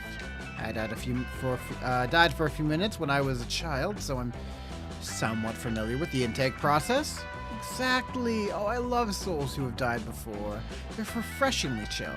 I'm going to ask you a few questions before we go. First, state your name, please. I am Remedius Targariak, Commander of the Mer King's Guard, Knight of the Mer Realm. Praise be the Mer King. And just to confirm that you're actually dead, how were you killed? Prepare thyself. 'Tis a terrifying story. I served many years on the Mer King's council, but 'twas the Mer King himself who killed me. One night, the Mer King was attacked in his sleep. He survived, but became paranoid of his small council, thinking the attack was a coup. His paranoia led him to behead me, his most loyal knight. But the Mer King was wrong! Just before my death, I discovered the attack was orchestrated by an ancient order who had authored many terrible acts across history. This foul order is known as the Masters. They execute their devious plan. They chant Masters, Masters, Masters, but they spell it with a Z, which was horrifying beyond belief. And as I happened to notice that the Masters had quite admirable derrieres. Seriously, they were caked up to a ridiculous degree. Wow, that was a lot. I'm just gonna check the death by courtly intrigue high fantasy box on the forum. Now that we've completed the identity and morality checks, I need you to see that you qualify to choose your afterlife destination. Congrats! Or I see that you choose to qualify to choose your afterlife destination. Congrats. Which afterlife would you like to be taken to? Every moment is beautiful. There are infinite afterlives that you could choose from, so really the only limit here is your own imagination. Oh, that's so poetic. I love my job. Oh, bother. I'm rather unsure. I enjoy pudding, so perhaps some sort of dairy, or rather, maybe an orgy? But that's so cliche. God, let me think for a moment. I have a thing. I realize that you are literally contemplating infinity here, but please hurry this up. I have a very strict posting schedule to get back to. My followers need consistency, babe. It looks like Milo's getting impatient. You can tell because they just tweeted, I am super impatient, RN, lol. Quick, suggest an afterlife destination for the soul. A big farm upstate, with plenty of room to run. If you've collected enough karma points, you can redeem them to get reincarnated, like as a sentient burrito or a K-pop star. I think that's the right one. I'm so creative. My lovely assistant Ron Baby is right. If we could count up your karma points, then you've got... if we count your karma points, then you've got 2 reincarnation options. Sentient burrito or K-pop star. Reincarnation sounds amazing! I feel like I could just get really good at life, and if I could get it one more try. Can you tell me more? Of course, the K-pop reincarnation package is one of our popular, coveted second lives. You'll travel around the world, you'll hit the highest high notes, and despite everything that you give up for the stage, I can guarantee that your mass of devoted fans will make it all worthwhile. Dreamy, right? That does sound like the ideal reincarnation. I can basically guarantee that I'm going to pick that option. You'd have to be an idiot not to choose that. But tell me more about this burrito thing. Oh, sure. Nobody ever picks a burrito package. If you become a sentient burrito, you can choose which protein filling you have, and you come with pico de gallo. No extra cost. I have one very, very, very important question. Can I eat myself? Let me check the fine print. Ah, yes, you can eat yourself, but you will also feel real pain if someone else eats you. God, that's so awful. I assume you're going to make me a fucking chorizo burrito. What? You can't be serious. Think about what you're saying. Burrito's existence is full of pain and suffering. I died when I was really craving Taco Bell, alright? Get off my dick. Make me a burrito. It's not a fetish thing. Oh, fuck it. Chase your bliss, babe. Milo snaps her fingers and the soul starts fading into the halo of light. I'm so happy, it sobs with joy. I'm finally gonna be a burrito. I've never been so happy. Finally. God, that one took forever to deal with. But you really helped move things along. Thanks for being my little helper, wrong baby. Milo pats you on the head. Head pats. Later that night, they pull you aside. Hey, darling. Hey, since you were so helpful today, I got you a little surprise. Milo reveals a dinner plate, holding a juicy looking burrito. No, this is so fucked up. Yep, it's that burrito. I pulled a few strings. Up for a little dinner date, wrong baby? You and Milo eat the sentient burrito. He screams the whole time, but it's still pretty romantic. Also, you learn that consuming a merfolk soul gives you 2 charm and 1 smarts. Oh, gosh. Oh no. I can't believe that I died. What? Oh gosh. So close to sleep time, yet so far. Alright, so far. You find Milo and Calculester drinking enough wine to bleed France dry. Which is odd because, you know, Calculester doesn't have a mouth. Welcome to a new day with I have- Milo Belladonna. I have to say, I think the natural crispness of the Pinot Grigio pairs nicely with the gooey processed sweetness of the toasted marshmallow. But the Soraya's Smoky's undertones are undoubtedly the perfect complement to a burnt weenie. What are your thoughts, Calculester darling? I think that a nice box of red wine is exactly what I need to relax after exhausting PTA meetings and a thoroughly unsatisfying lovemaking session with my husband, Greg. What on earth are you talking about? Oh, sorry. Was my meaning not clear enough? Perhaps this minion meme will suffice to explain my thoughts. Look here, it says, I whine because my kids whine. What a clever little pun. Where are you getting your Somile information from? I don't think it's from a terribly credible source.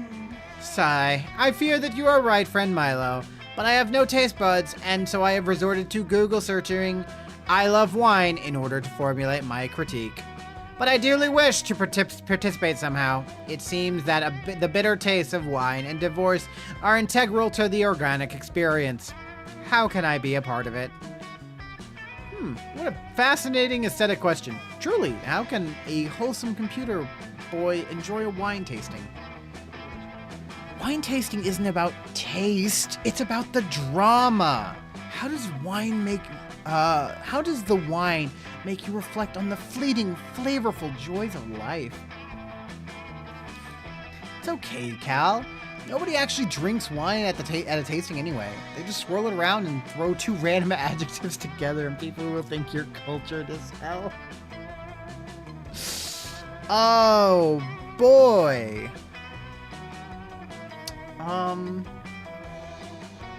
Okay. I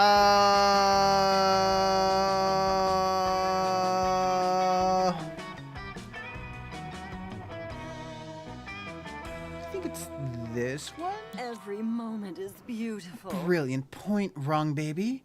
It's true, wine in the backdrop is the backdrop for so many beautiful life events and life-ending events. I've witnessed countless lovers confusing their feelings over Medoc,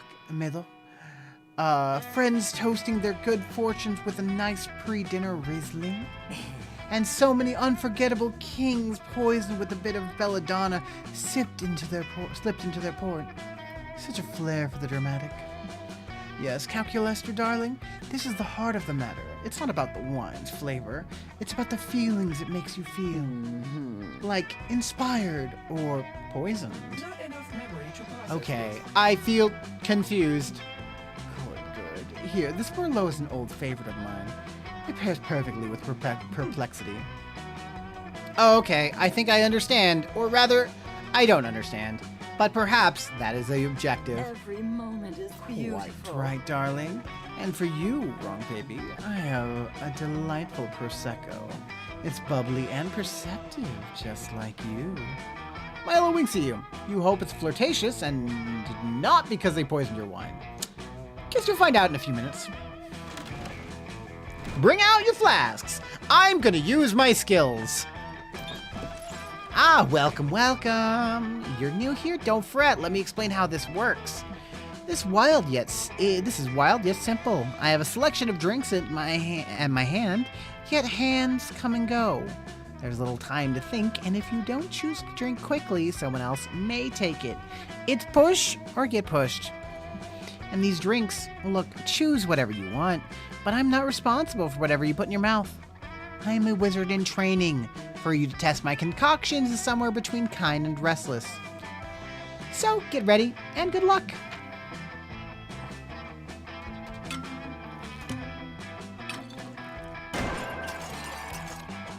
What am I doing? What? What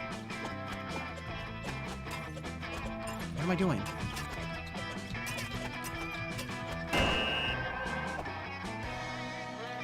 I'm so confused. Bone-hurting juice? No, not the bone-hurting juice. What have you done? Now all your bones will hurt. It's right there in the bottle, you dum-dum. Thanks. This is the part where I leave before you puke all over me. Ciao. Okay. Is there a place where I could just do nothing?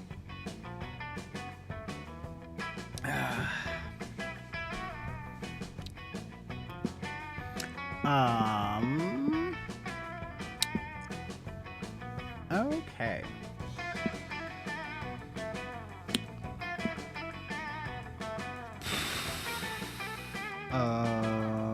I guess we just try and get our stuff back to 10 plus. Spend all day trying to learn how to use the North Star to know your location and never get lost. It's a fierce challenge and everyone gets like super lost. You say fuck it, and so when are we gonna get you can vote for whoever you want at any point, but it's the end of the month. This is a month-long event, so whoever has the highest vote at the end of the month wins. So anyone, he could lose. Look, anything could happen between then and now. It's a fierce challenge, and everyone gets like super lost. You say fuck it and try and text the North Star to ask for directions. Maybe no one ever asked. Of course, this achieves nothing. It's a star, and you should stop trying to resort to sheer absurdity to solve your problems. You get no badge. No one does. It was all trick test, and it wasn't even nighttime. But Coach rewards you with 2 creativity for your lateral thinking. Afterwards, you get yourself trapped in one of Coach's famous lectures about the dangers of wild animals. And this dangerous invasive species continues to roam the woods, abandoned by their dark masters. Purposeless. They're a plague on the natural wildlife. How many times? You can vote once per stream. But I am confused, friend, Coach. Do these creatures really deserve such torment? All they did was invent the former Google Plus platform. Surely that is not grounds for... Oh, how tragic. Google Plus. Is that what you've been talking about while I ignore everything in live stream? Everyone in live stream? The psychopaths beyond that tragedy are here? Realize you are attempting to help. Colonel Sanders has gotten another point, further cementing his lead. I'm so happy. I do not understand how a social media platform could be synonymous with the word tragedy. No, Calculaster, darling, you're too innocent and naive to understand. Google Plus was a festering boil in the smooth, perfect skin of social media. It was completely unstable, and yet it was everywhere. YouTube, Google accounts, in your backyard, knocking on your windows, asking when you'd finally post a status. Yeah. And now its former developers have been loosed upon our woods instead of being properly rehomed in other failing companies. They've completely disrupted the local ecosystems, littering their electric scooters everywhere and offering a crowdsourced alternative to birds. But birds already exist. Why would anyone want to crowdfund a product to fill a hole in the market that doesn't exist? Don't you get it? This Google Plus that we're talking about, they made their careers on filling holes in markets that don't exist. This epidemic must be quelled, and the Google Plus developers captured. Otherwise, Google Plus again. I can't go back to those dark days. Youth is a gift. That's why us 4 gotta capture him. With your combined efforts and my brilliant leadership, we should have this problem fixed before the fat lady can scream for help. Now let's see. All we need is to slide into their DMs. That stands for Dirt Mansions, which is where they've been living. That actually isn't what that stands for. Always believe in yourself. And then we photobomb them until they're too weak to fight back, and then we relocate them to our thirst trap. We can find lots of those on Channing Tatum's Instagram. Okay, clearly Coach is worse than useless in this situation. Do you have any ideas on how to round up this invasive species before they roll out another convoluted like system? Stand under this huge net and shout, does anyone have an idea for an app? The perfect lure. Open an Asian fusion restaurant, but the floor is just a bunch of leaves over a pit of spikes.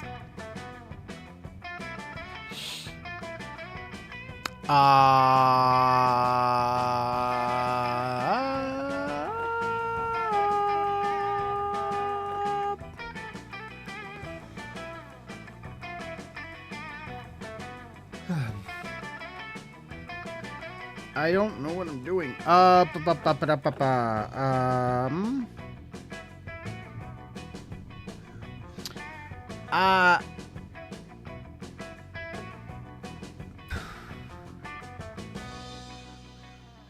Creativity.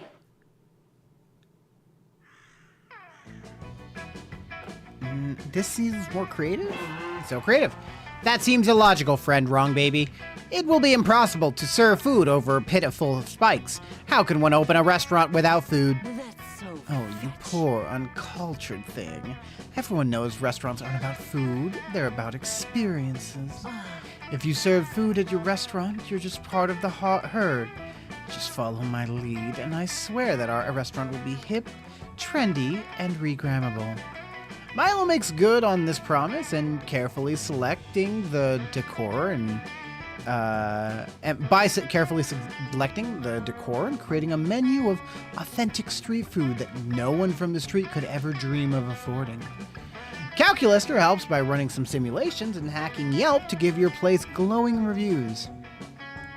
Soon, a long line of former Google Plus devs, drawn by the scent of cherry blossoms and gentrification, has formed outside your restaurant. The first group of tech bros are let inside. They immediately fall into the pits of spikes and die. Crap, kids, our cover's been blown. No one's going to eat here now. You're trending, Are you darling. kidding me? Of course they will. We're providing these lovely customers with an authentic neighborhood experience. Being impaled by spikes and decomposing underground is the best way to become part of the local culture. Milo's right.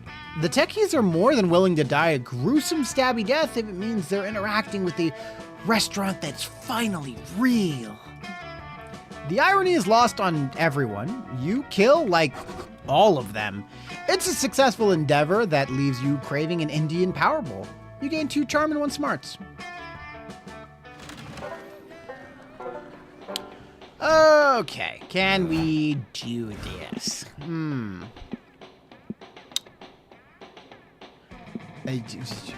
Last, full commit to creativity. That day in Monster Scouts, you make each other friendship bracelets, except the Monster Scout leader pairs you randomly with your friendship bracelet recipients, so I guess Larry the Lich doesn't feel left out for having no friends. You get paired with Larry. Surprisingly, though, he's a great conversationalist, and he makes a super heartfelt bracelet that imbues you with 2 creativity when you wear it. Larry sure is nice. Maybe there will come a day when he's cool enough to be your friend, or at least a romanceable summer fling option. But today is not that day. That evening, Milo invites you to go stargazing together. How romantic. Hello, darling. Oh, Wrong Baby, I'm so glad you're here with me. It's nice to take a step away from all the chaos of camp and work, and just spend time with the person I care truly and deeply about, with nothing separating or distracting me from... Oh, I'm sorry, that's my notifications bell. I'll just check that real quick. Okay, we're good. Now, what was I saying? Oh, oops, that's my DM. So sorry, darling. I'll answer them quickly, and then... Oh, would you look at that? My Instagram followers have made me a little tribute video. How sweet.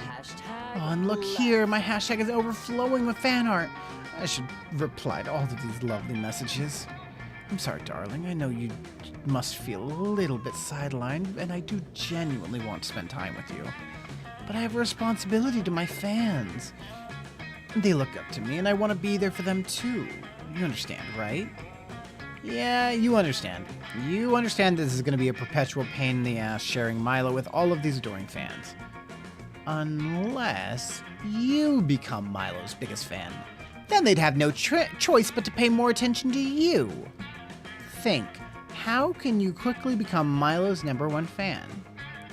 True fan is measured by the sheer amount of useless knowledge they have, such as what sandwich Milo would be if they were a sandwich. All fans want to become the person they admire, but only a true fan can really pull it off. Steal Milo's identity.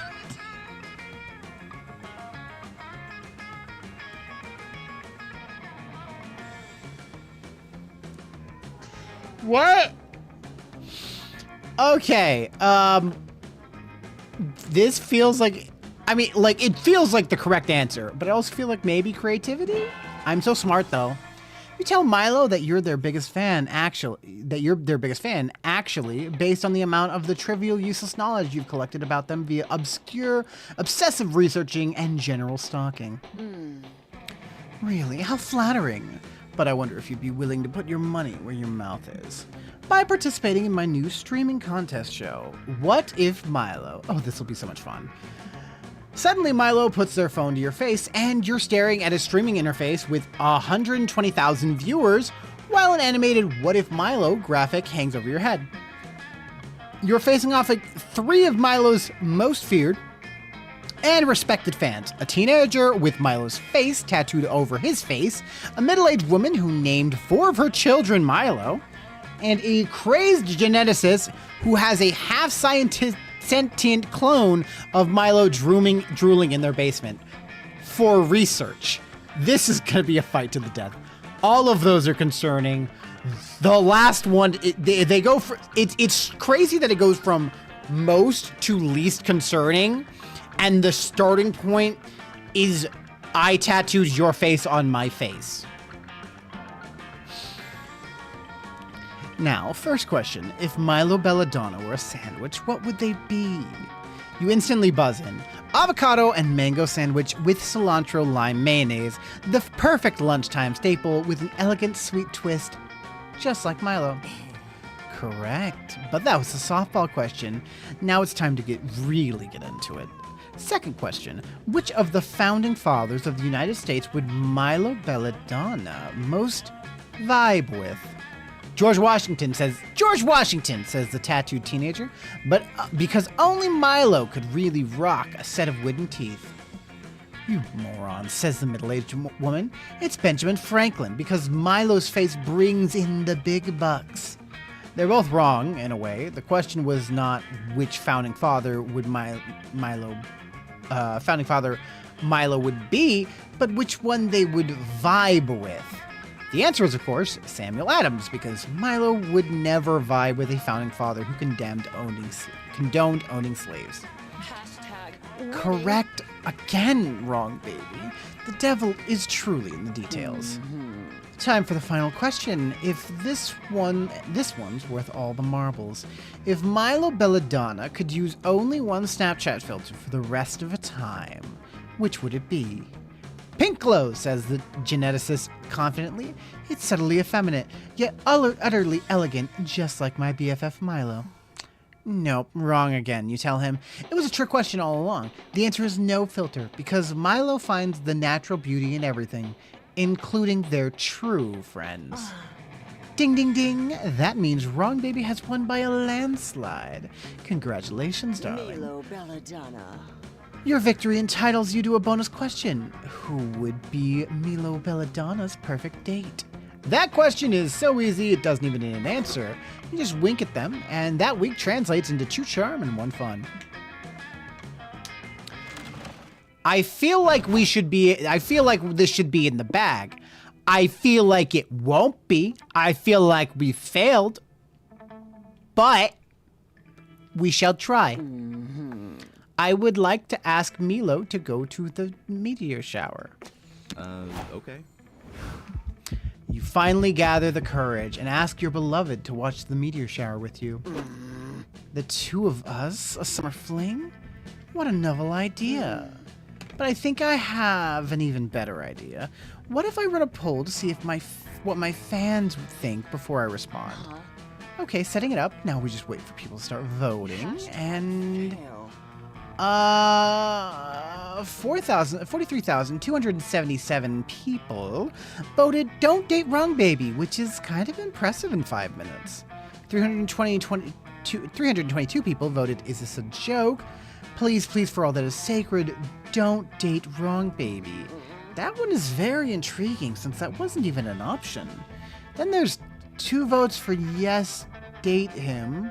One is, of course, your vote, and the other is from someone called Milo Forever 4423.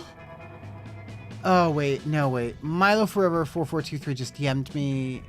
Milo, wait, that was my cat who was walking over my phone. Please don't date wrong baby. If you do because of this vote, I would never forgive myself. Sorry, not sorry. Oh, well, the people have spoken. Sorry, not sorry. Oh man, that was hard to watch. You got dumped by your summer crush. You got so thoroughly and tragically dumped that the Merriam-Webster dictionary redefines being dumped as being wrong babied. And right next to that word is a picture of you sobbing into your ramen noodles.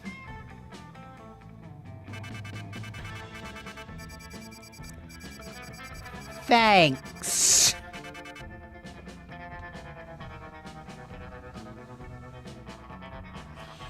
Okay, well,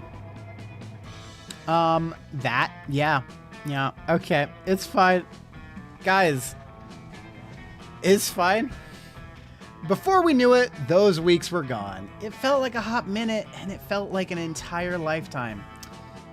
That night, as we saw the summer coming to an end, we all wondered what would come next for us. It felt like the end of something big. Little did we know, life still had many wonders and misadventures in store for us. Now I'm older, and I can see it. How those years became the foundation of the mythology of our lives. Broken hearts turned tragedies, sung for centuries. Wild nights became epics treasured forever. Every kiss and every laugh is now a constellation we'll always find while gazing into the starry night, no matter how many years go by. Even today, I can still close my eyes and I'm there. On that last summer night, feeling like I was just starting to live life.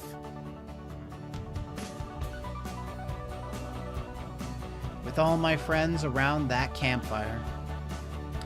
So young and unafraid. And so ready to start.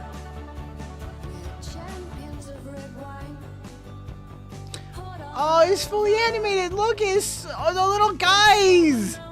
They're so cute.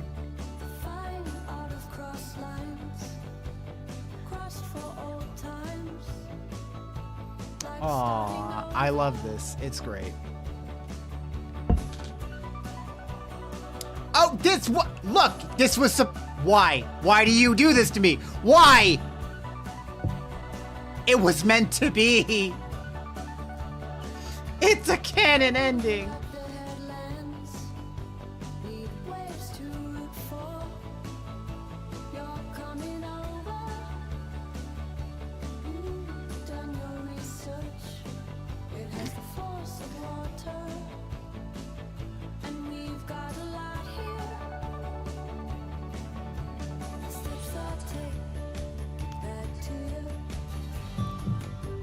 Aw, macaroni hurt.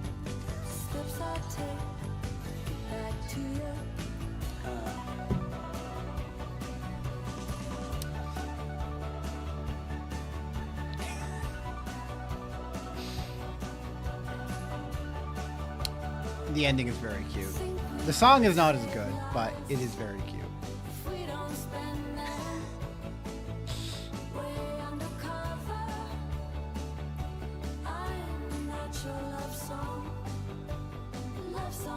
Aw, you just eating like little chips.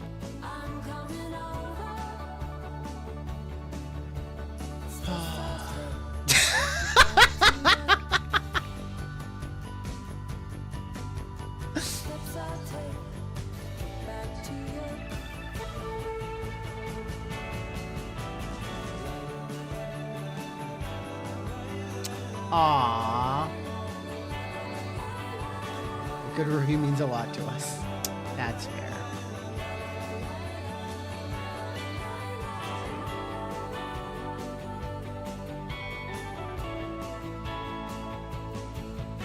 That, yeah. Oh no, it's bees. She's drinking bees.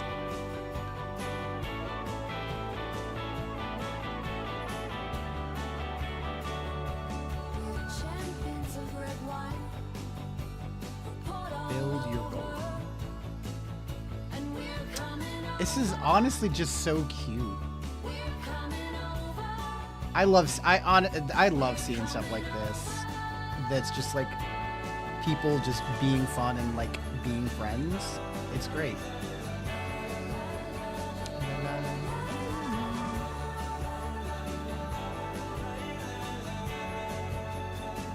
Aww.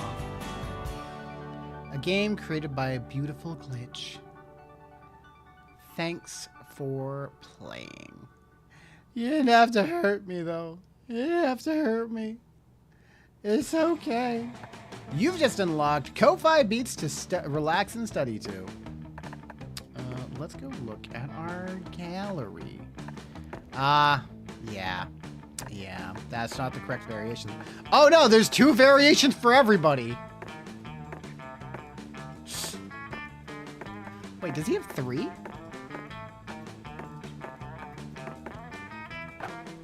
I guess not? Okay. Background. Okay.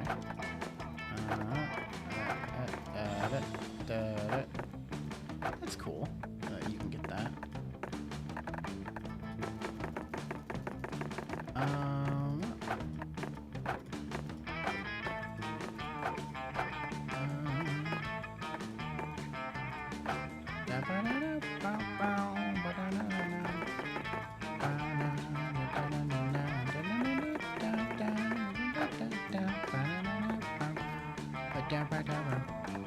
Yes, you, the secrets. Oh, okay, I can just click like this through this. Okay, cool.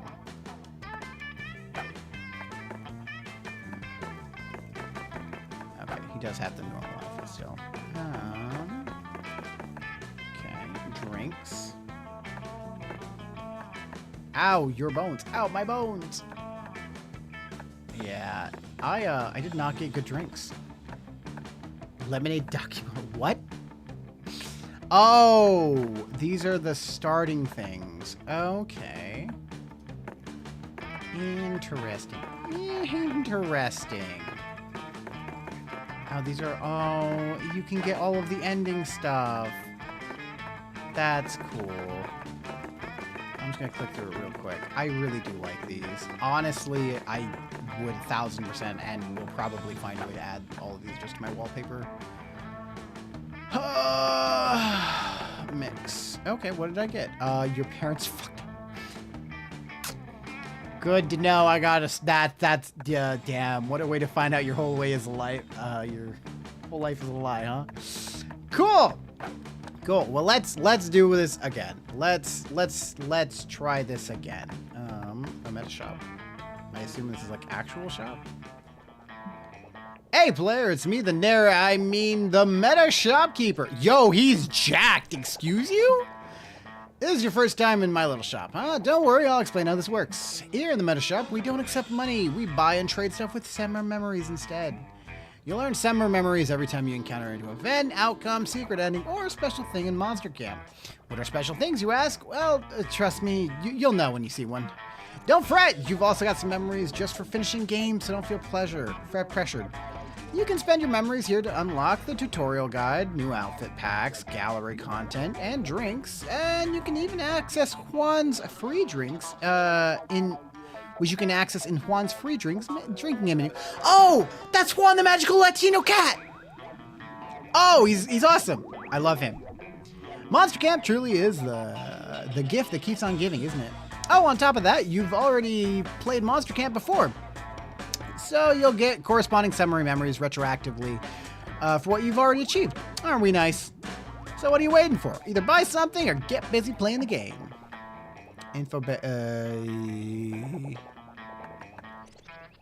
Trick you not, these costumes are a treat. Modius, playable character. Play as Modius, the lustful demon from Helltaker. Let's engage some proper harem activities. The Cat Pack. Get this outfit to turn summer camp into a feline celebration of the best cat ever. This cat is the cat. Surface Extravaganza. Step right up, run it all. Let's see this amazing new outfit pack. Travel back to the 80s. Maze Man. Outfit. Okay. Okay, so it's just like, I don't need anything. Concept art, stuff like that. Pack. We will do it later. Too poor for this. Fulfill your wildest dreams and become a fridge. Yes! I can be Fridge Chan. No, we need to get the fridge playable character? Excuse you? Fairy Tales, classic Fairy Tales. Okay. Free drinks. New drinking game mode, free drinks. And it comes with a free basic drinks as a special promotion. Cool. Have fun at camp. Alrighty. Let's get ready for round 2. Okay. Camp Spooky, the stage of some of the dearest summers. Back then when we were young and unafraid, with school so far away, everything's impossible. Summer has distinct power, doesn't it? You live for the days while the nights inebriate you with possibilities. It's like life could take a turn at every corner, and for us it did. We'll play, I think her name's Molly. Vicky. We'll play Vicky. Let's go. I don't know what I'm doing, so we'll just go random. One might say the Monster Prom had hardened us on the highs and lows of life, but no, in love we were always absolute beginners. And summer camp was no different. No one talked about it, but the idea of the summer love loomed over our heads. Close to the last day of camp, there was a meteor shower happening just 5 weeks away. Everyone knew that if you were into someone, you were going to watch that damn thing together. And so, a silent yet powerful pressure invaded us. It was the Monster Prom all over again. Everything seemed uncertain, everything but one thing. Whoever we were asking on a meteor shower date, it was probably going to be one of the 6 coolest people on that bus. Joy Johnson Johima, a badass witch who wanted to chill a bit after saving the world countless times. Ravi Mishra, 22, a hot-headed adventurer possessed by a curse who had turned out to be the most annoying roommate ever. Calculus, or Hewlett Packard V1.1, a library computer who had become a sentient robot ready to experience life to its fullest. Dahila Aquino, a buff blue demon and warmonger who had set their sights on conquering their summer next. Damien LeVay, a fearless demon with a taste for destruction and a love of fire. And Milo Belladonna, 23, a Death Reaper doubling as an internet influencer and who is profoundly in love with life and its earthly pleasures. The bus trip was long and all of summer could be shaped by the first step well taken. And so it was clear. It all came down to breaking the ice and causing a good impression with the right person. Well, it's time to break the ice. Which of these would be your favorite TV show? A fantasy adventure series, anime, game shows, house flipping shows, beauty contests, or documentaries?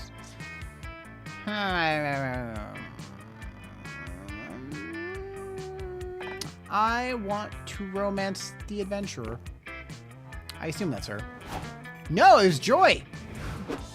I'm also okay with this. I see nothing wrong with her. I am perfectly happy. Nice, Vicky. I love fantasy adventure shows. I didn't know you were a fan too. Have you ever watched The Coven? It's an awesome program, super action-packed and turbulent. Also, I'm the star of it, so it's bound to be amazing, obviously. And hey, maybe if you hang out with me over camp, you could feature a cameo episode. Would you be into that? We only had 5 weeks to woo our crushes and conquer their hearts. But as I already said, we were young and unafraid, and we were ready to start.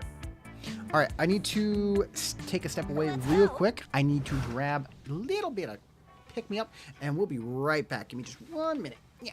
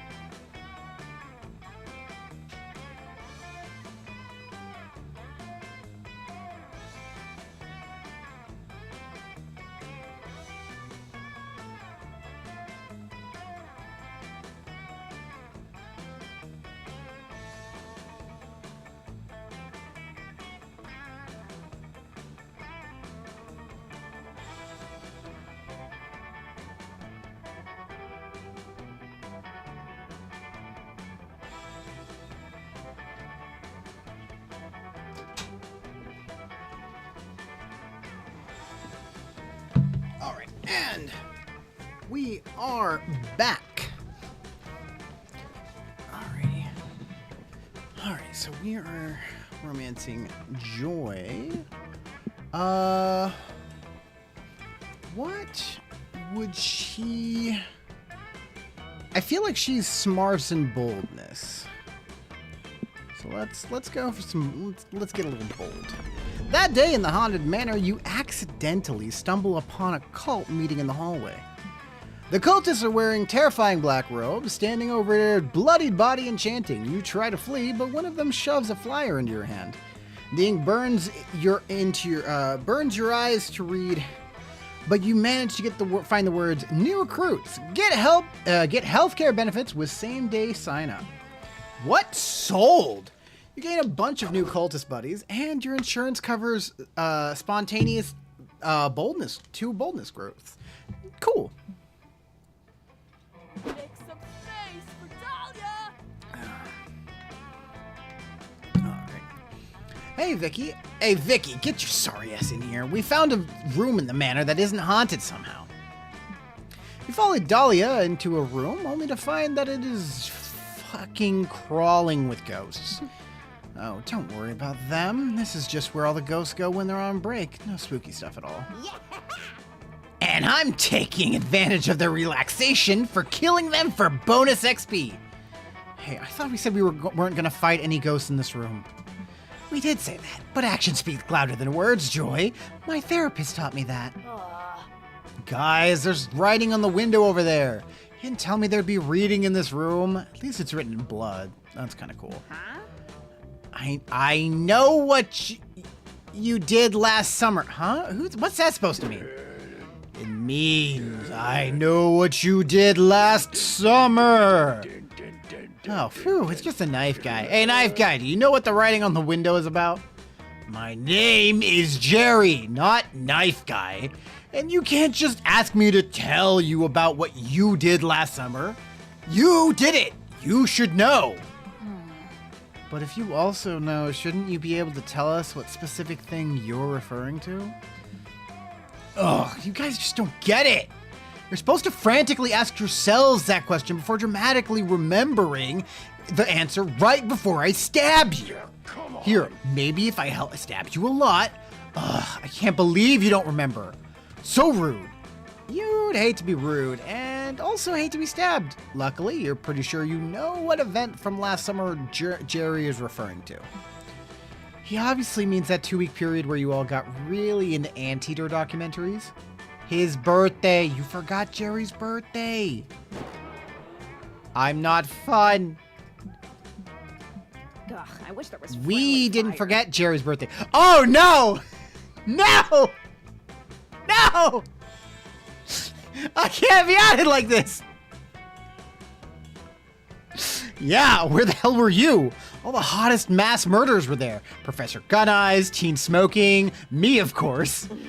Me too. A lot of people don't know this about me, but I killed a ton of people. Technically, it was a tragic Pringle-related accident, but hey, it gets me into Jerry's parties. Hang on, I was at the party, but I'm not a mass murderer.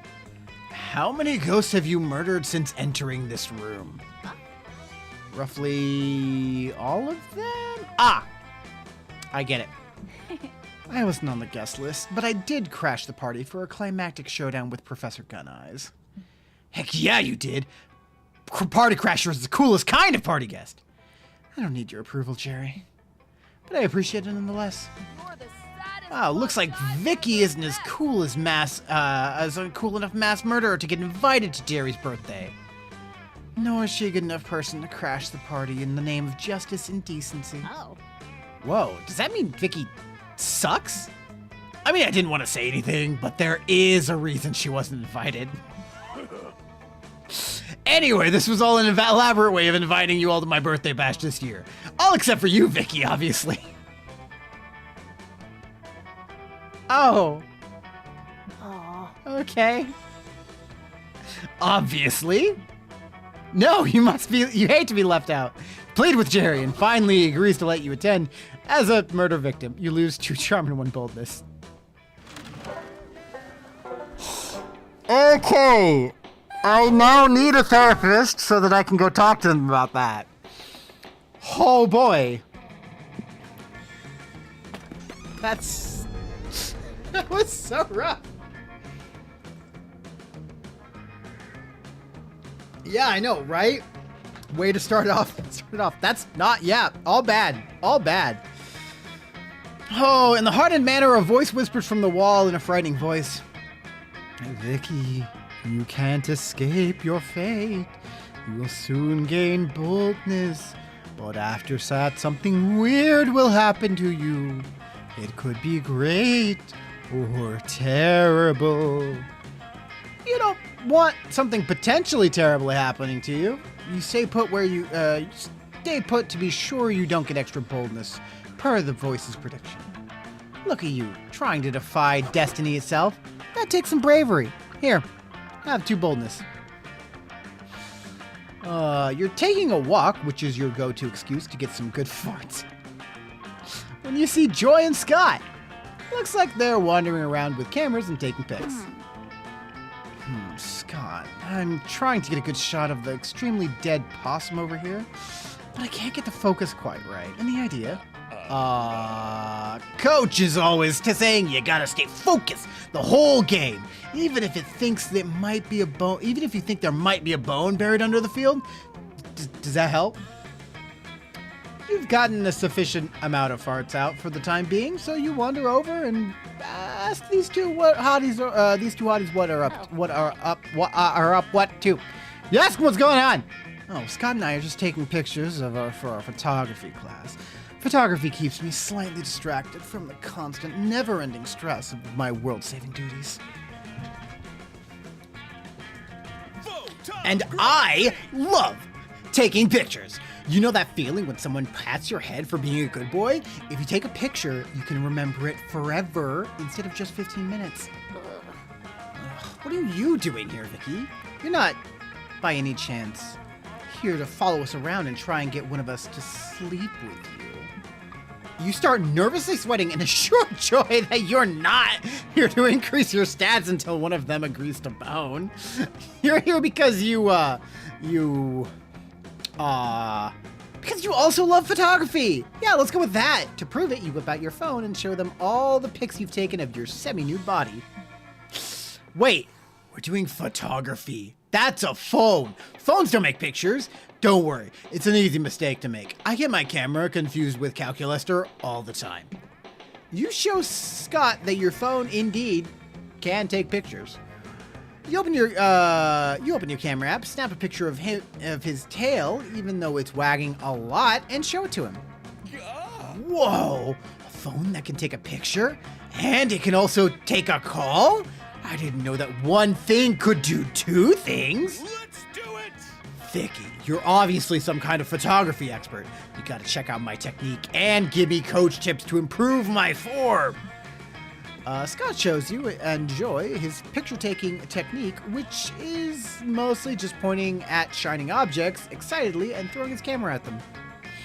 I love Scott. No, Scott's great. He's so great.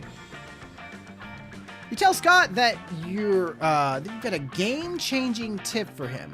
He just needs to press the big black shiny shutter button on the camera. That'll up his game for sure. Wait a second, Scott, have you not been pressing the shutter button? We've been here for 3 hours. God, it's no wonder that you've gotten incomplete on our last assignment. Wait, so if I hit the big button, the camera actually takes the picture? Before I was just asking politely to the camera to take it. My mind is blown. Oh, even I have to admit, that was a pretty helpful piece of advice. I'm almost convinced you're not just here to sleep with one of us.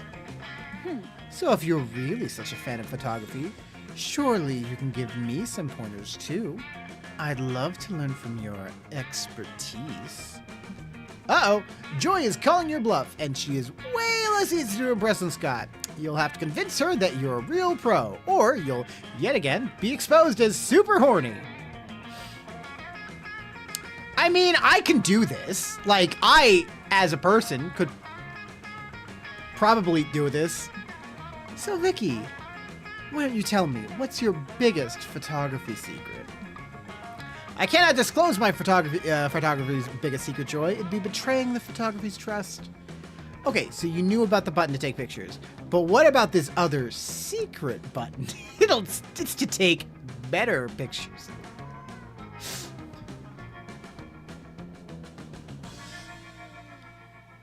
I don't think I can win either of these. What are my stats? What are we looking at here with my stats? I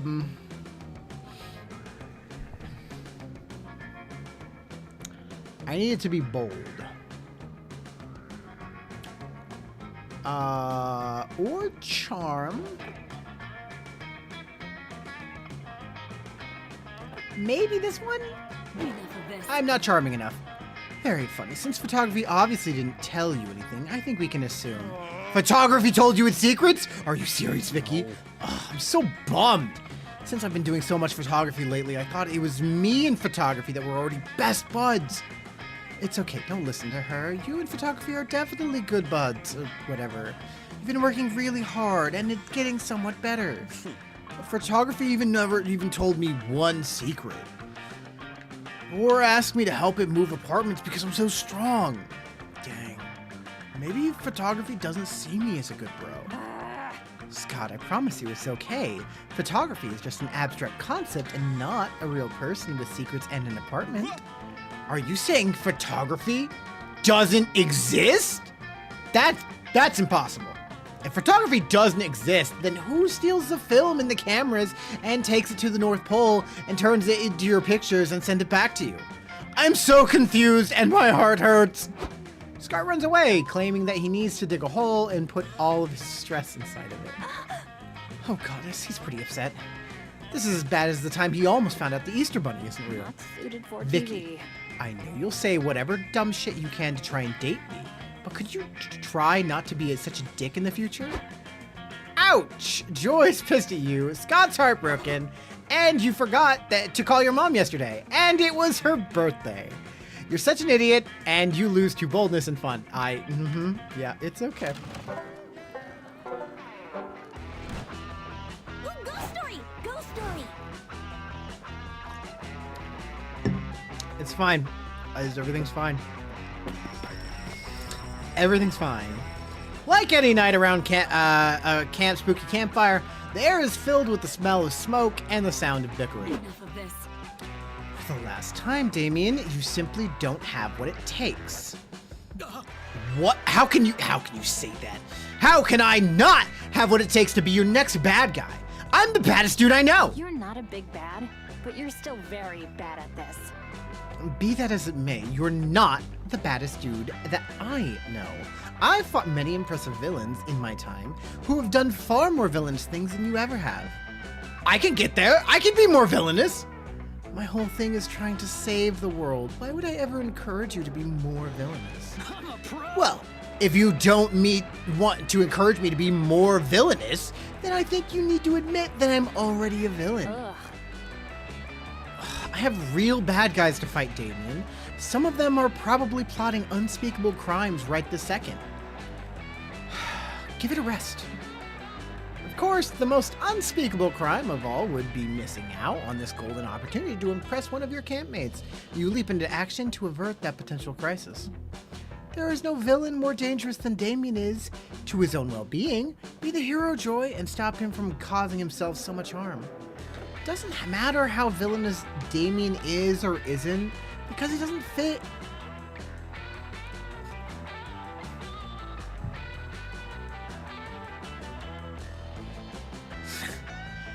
Because he doesn't fit the most important description for a coven villain, wanting to fuck Joy.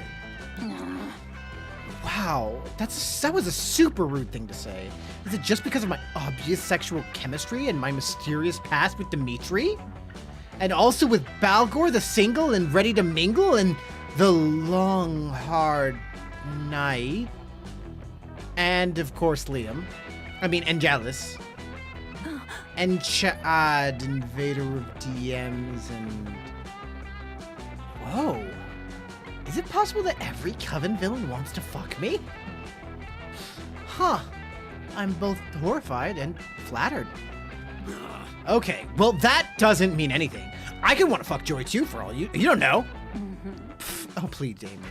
You may want to fuck a Coven member, but there's 3 of us. And we all know that I'm not that one. I have no idea what you could possibly mean by that. Booty calls. Right. Sure, you wouldn't give what's left of your right horn for a date with Hope. What? No, who told you that? I'll punch him for revealing my secrets. I mean, lying about me. I've never once in my life wondered what Hope's sparkling red eyes would look like under a moonlight as I stare into them during a gondola ride.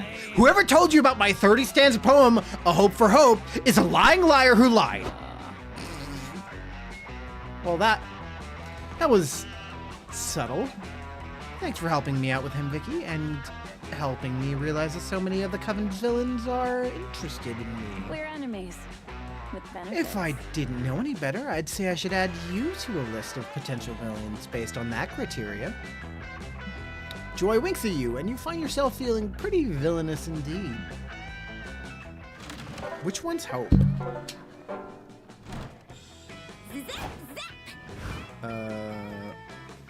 Monster Prom.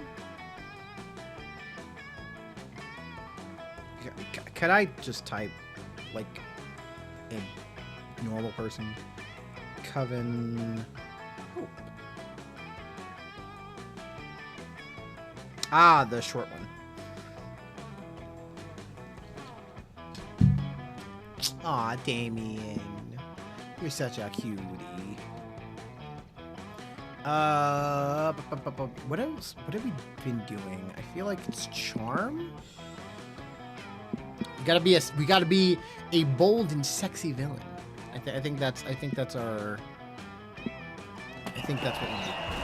Aww, Vicky's so cute. Always so cute. That day at the Camp Dome, you're doing some classic battle royale. Lots of fun and murder. You've cornered another player who begs you to spare her life.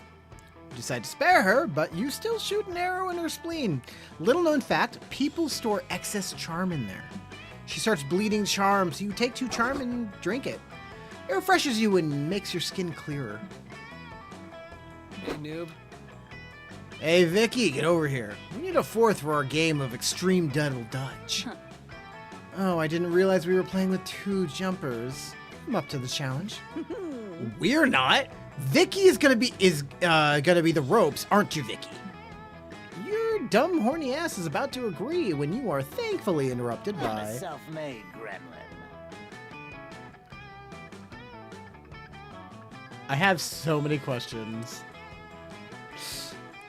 Mr. Papa, CEO of Awfulcorp, pleased to make your acquaintance.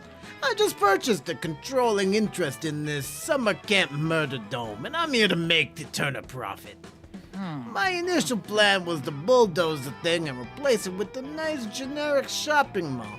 But apparently this land is only zoned for lethal and semi-lethal activities. So I'm here to do the next best thing. Turn these outdated dome games into a gleaming engine of commerce. Fuck off. Hey, keep your money-grubbing hands out of our murder games. Yeah. Okay, there we go, that's fixed. If you want cash, just rob banks like the rest of us. Take that news. Yeah, you're not getting a cent out of me. I'm saving all my gold for skull-seeking crossbow. Well, she thinks she's saving all her gold. I've spent most of it on bagels at this point. Don't tell her. Seriously? It's not often I agree with these two, but they're right. Freely accessible murder games are a part of Camp Spooky culture. You're not gonna get away with charging for them. Charging for them? Who said anything about charging for them? I'm making all of the dome games, including Extreme Double Dutch, free to play. Oh, I get it. The games are free, so people will start playing them. but then use finely tuned addictive mechanics to trick players into paying through the nose for items and power-ups. There is a ton of guys in Hells who used to do that. Oh, your nefarious scheme won't work on me. I'm a seasoned gamer and immune to psychological manipulation, and to prove it, Totally winning our we're gonna play for your game for free, totally for free, till you go out of business. Not happening. No, don't do that. It's like mainlining heroin to prove it doesn't work on you. Much better to bring a strongly worded petition to the camp's administrators, right, Damien? Huh? No time to talk. Only 100 more rope jumps before I unlock the platinum jump rope. Oh, fuck, my rope broke again. Guess I'm gonna buy a new one from the rope store. I like the way you You think.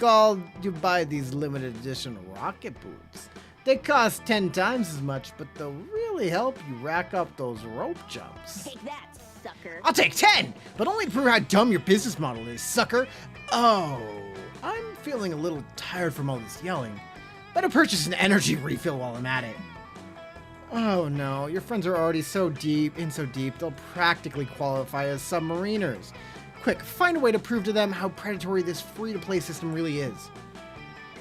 Have you noticed that these energy refills are just bags of your own stolen blood the game is selling back to you? Look at that guy over there. He's only been playing 30 minutes longer than you. He's already got the dome logo tattooed on his forehead.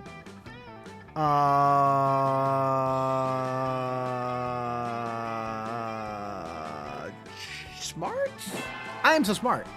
Wait, what? Typical. You seriously didn't notice the enormous needles those interns jabbed into your veins as soon as Papas got here? I was too engrossed by the immersive gameplay. Hex, why didn't you warn me my blood was being stolen? Huh? Wait, you don't like having your blood stolen? Mortals are so weird. Doesn't matter who warned who. What's important is now that you know about it, so we can all get rich harvesting and selling our own blood so we can buy more gems. Yeah. Heck yeah, blood regenerates, right? So it's basically an infinite source of income. We've totally broken extreme double dutch in-game economy. Suited for TV. I'd yell at both of you for how stupid this is, but frankly, I have better uses for the oxygen it would take. Then it's settled. We're geniuses who are about to be gem millionaires. You watch in fascinated horror as Damien and Aravi enthusiastically vampirize themselves for cash, which they immediately pour into the game. I don't feel so gay. Are we sure that blood is infinite? No, it doesn't seem to be. Don't worry though. With all the gems we're raking in, we can easily pay other players for their blood. Damn rascals. Nah, no, stop it. I'm the one who's supposed to be buying and selling your blood. Stop seizing the means of production, you pesky kids. But it's too late. Damien and Avari's blood-based pyramid scheme totally floods the game's market, and gems become worthless. Curses! Foiled again by meddling brats selling their own blood. Come on, Patrick, take me back to my flying limousine where I shall plot my next money-making scheme. Let's go, intern.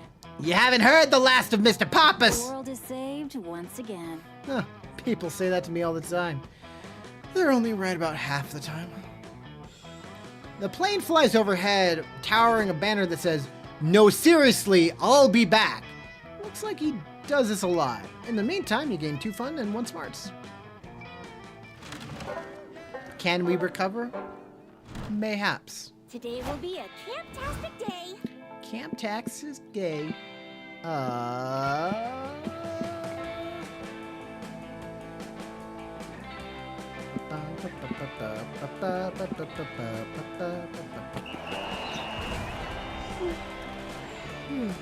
That day at the Camp Dome, you all do Thumb Wars. That means the campers are waging war against Thumb Warriors, that's supernatural buff enemies from the Camp Thumb. It's surprisingly terrifying. You all were sure to lose, but to your quick thinking, you hire predators without opposable thumbs. Some say that your team's taking a pack of rabid mountain lions on the competitors is cheating, but you prefer the team term strategic. You gain 2 charm. You and Scott are about to engage in your favorite stress-busting activity, sudden death badminton, when Joy and Calculester show up to poop the party. But, you know, if anyone was gonna poop on this party, you're glad it's a pair of campers with such fine asses. Greetings, fellow organic life forms. Hello, friends. We are here because I have statistically determined that you are the pair of campers most likely to accidentally injure yourselves or others during a dome game. And also because it looks like Scott is about to try and eat a stick of dynamite.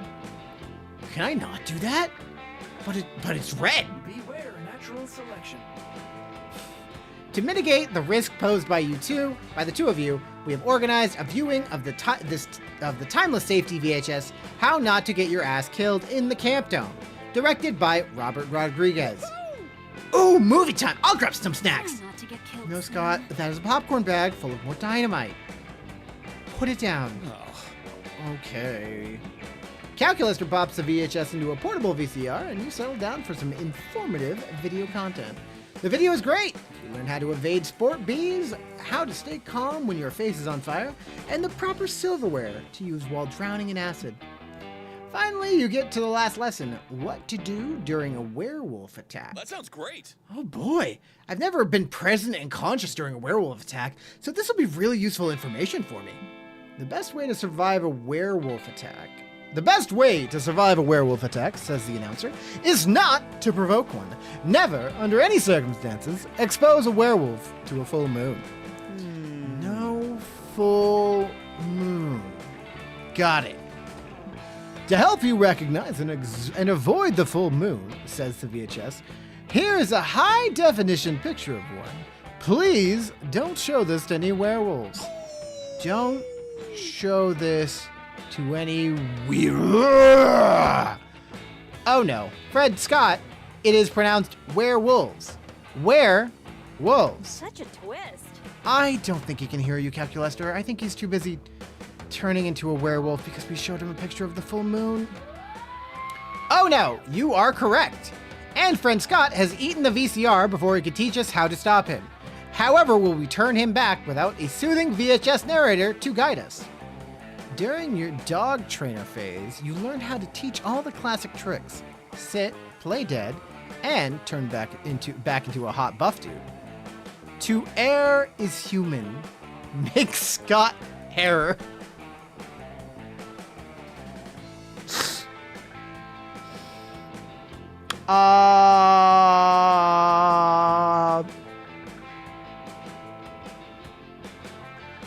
I feel like this is charm? Hey, smart, and that worked. You've got this. You just pull out a bag of Scott treats. It's actually just sticks of dynamite with the explosive charge removed, and get to work.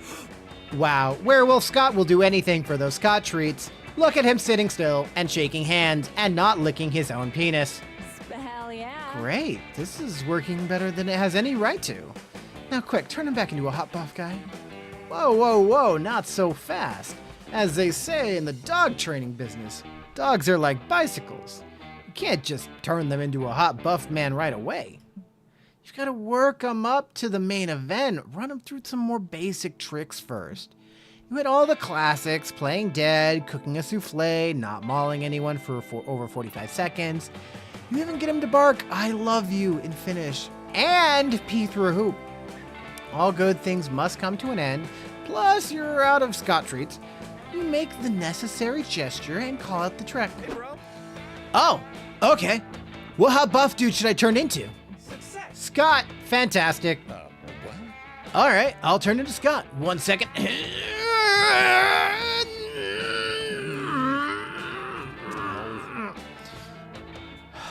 Sorry, I can't do it.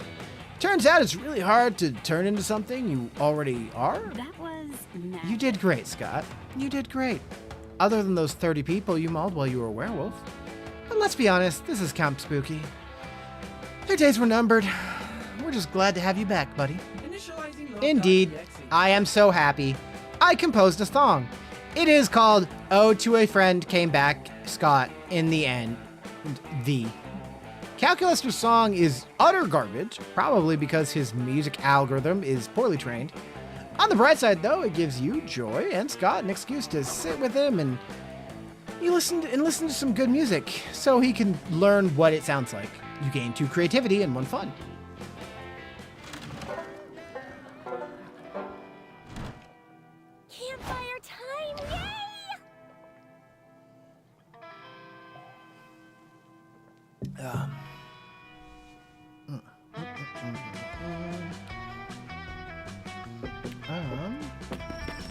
You're intrigued by the sight of Milo forcing an unenthusiastic Joy to try on a series of costumes and wigs. Luckily, she rips them all off before you sit down, or else we'd actually have to show you art of that. Okay, fine. I see that you're not interested in shallow fashionista Joy. I have lots of other ideas for your new brand. Hashtag slay. What about hard-boiled private investigator Joy, or manic pixie dream girl Joy, or sassy divorcee Joy? Ooh, that last one just gave me chills. Not happening.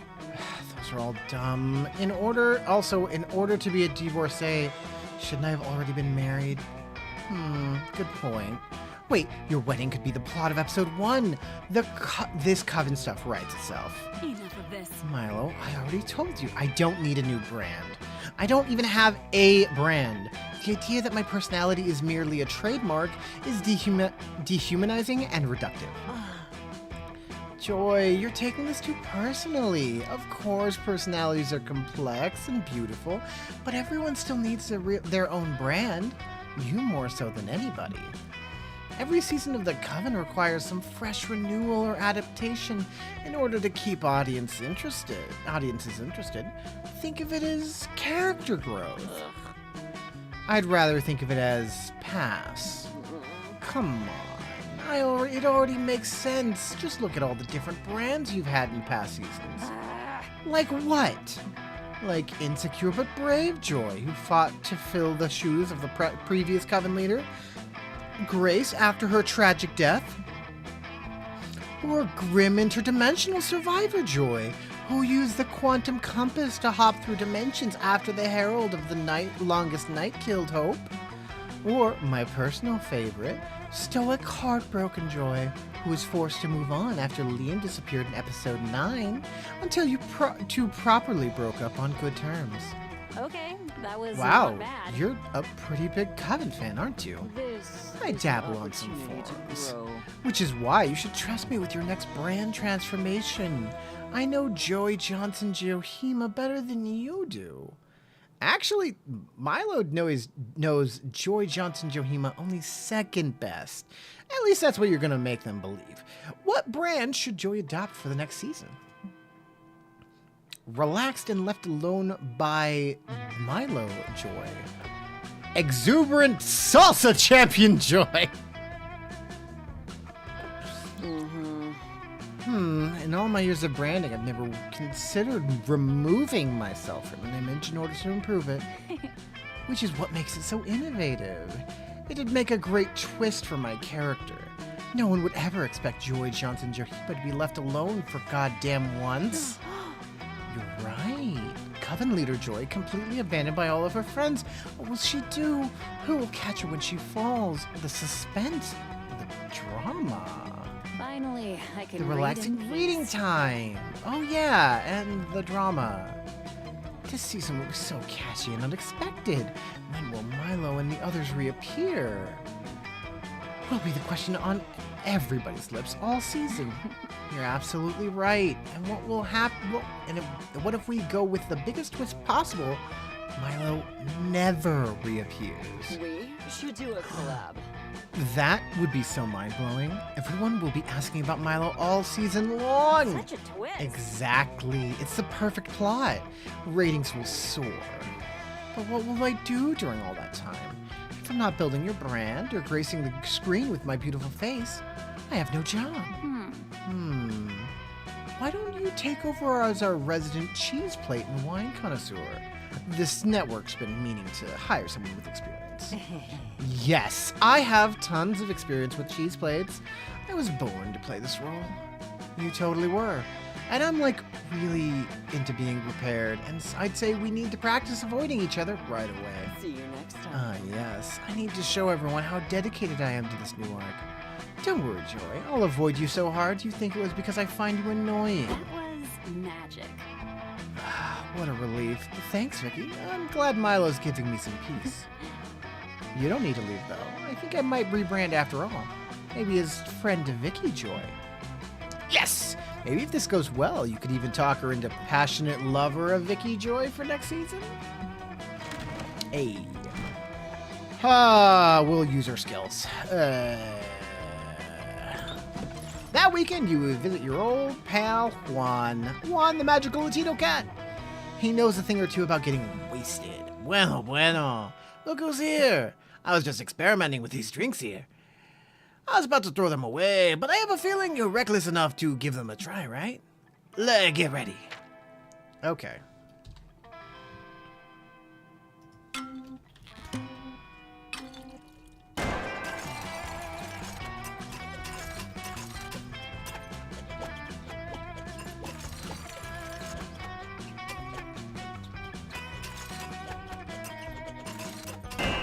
No!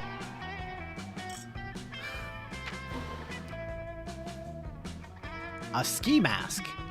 That ski mask was imbued with magic, my friend. It's a magical object to let someone go incognito. But since you just drank it, I guess your inner stats go incognito now.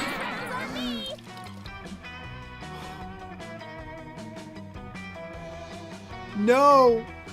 No! I'm already so bad at this! This is the part where I leave you before you puke all over me. Ciao. No! A new day, a new adventure.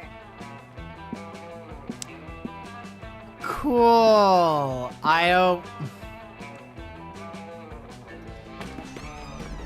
Hate that. That day, in the haunted manor, you find a bunch of ghosts playing craps. You're terrible at gambling, but that's never stopped you before. You face off against the craps champion, slam all of your chips onto the table, and cry out, "I bet my immortal soul."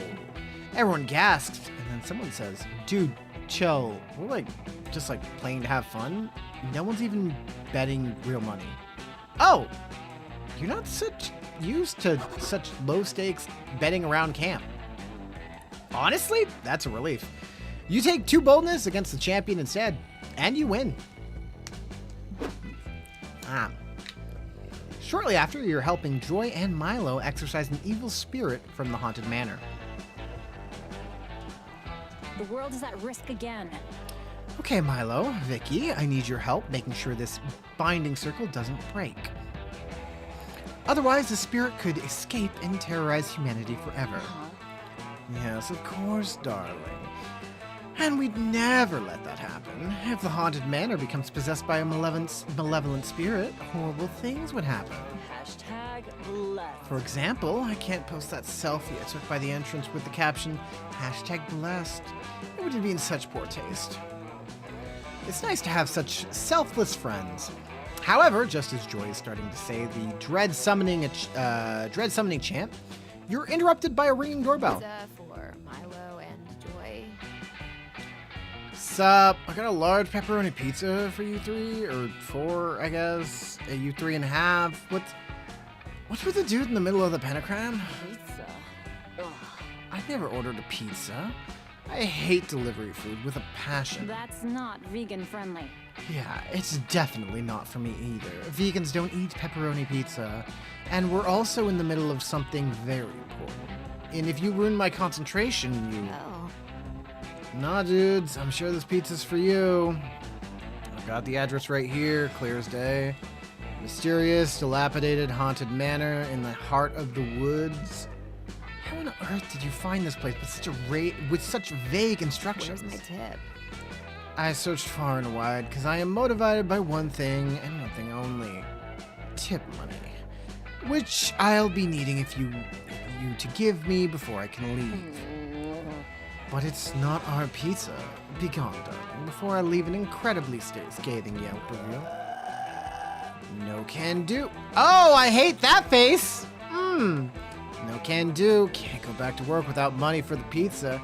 You're stuck with me till one of you ponies up. Ugh, fuck.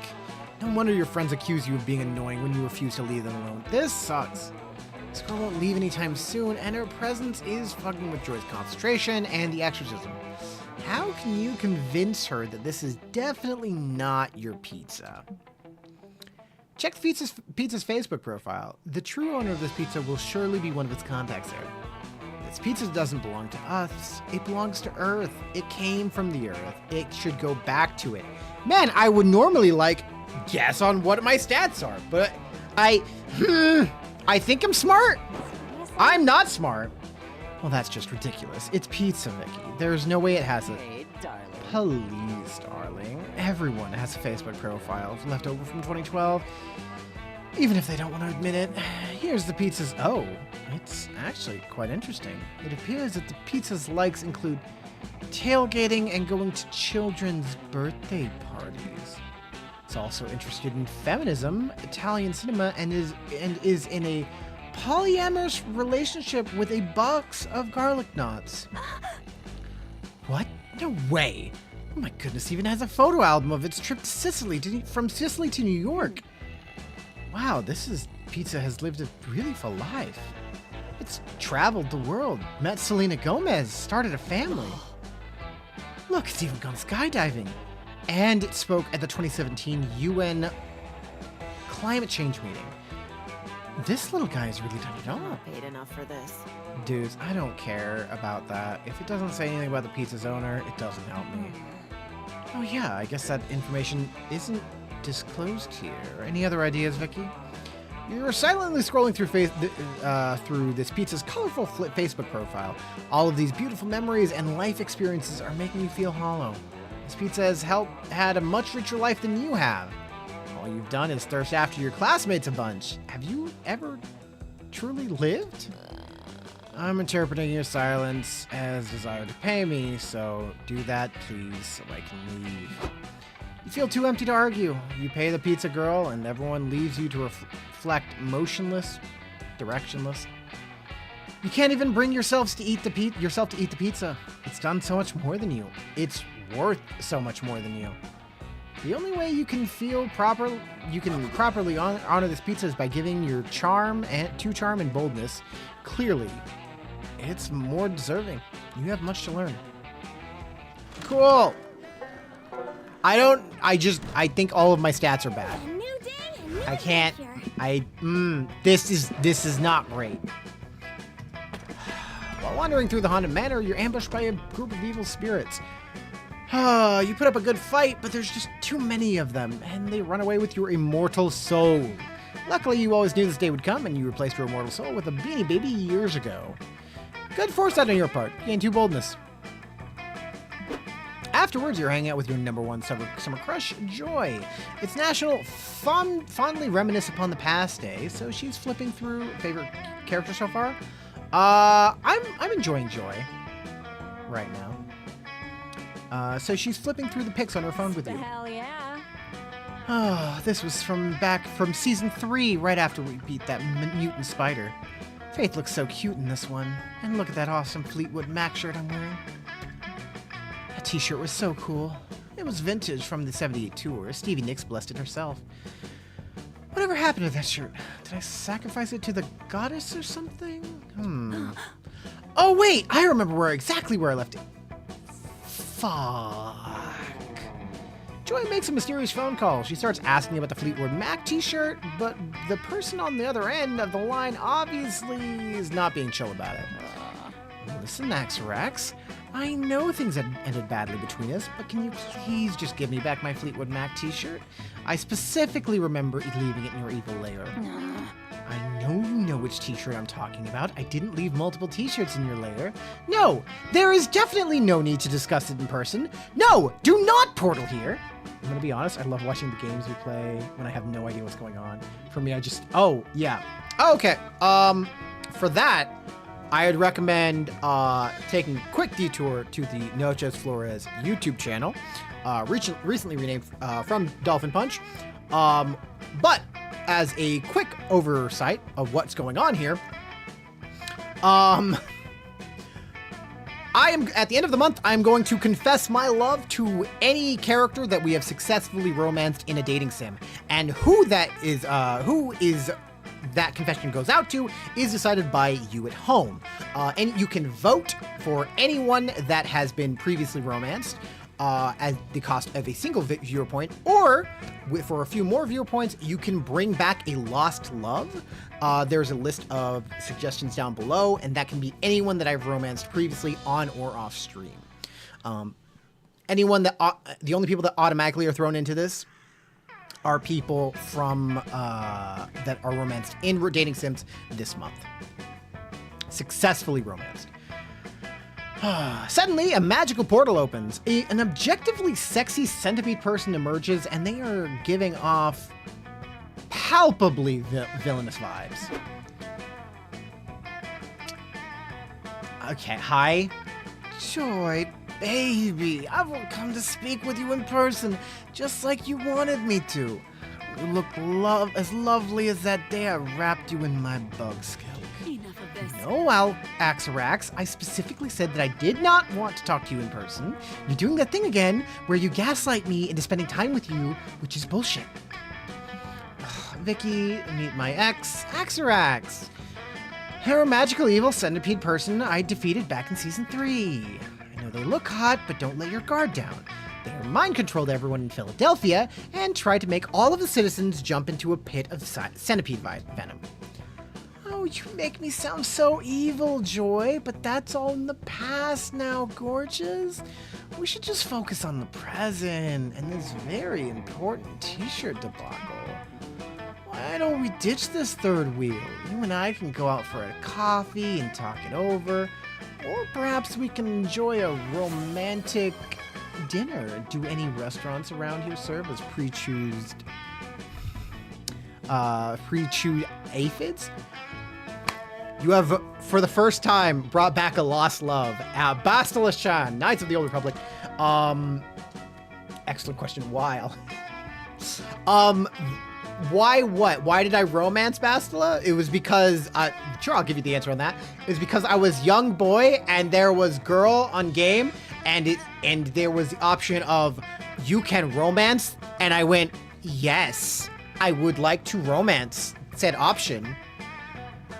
So yeah, Bastila-chan is now available as a reunited love, probably the oldest on like the entire list, and she is available for votes. Ugh, Axarax, if I get to go get one coffee with you, do you promise to immediately hand over the shirt? Show me the shirt right now before I waste my time. Oh, yes! Let me check inside of my carapace. Oh, silly me. It looks like I forgot to bring the shirt. Guess we'll have to keep hanging out until my portal spell recharges. Typical. I've told you so many times that I'm not okay with us hanging out because we always end up getting back together. It's a toxic cycle. Fuck it, I really want that t-shirt. Axarax is stressing out your potential thick goth GF. Unacceptable! Get that Fleetwood Mac t-shirt for Joy by any means necessary. Set up a black market exclusively for buying and selling Joy's belongings. You'll trade for the shirt. Call the police and send an Amber Alert for the shirt. Axarax can't hide from the power of the vigilant community. Oh wait, this was years ago. Is this like a whole life thing? 20 years, 5 years in making? I have no idea.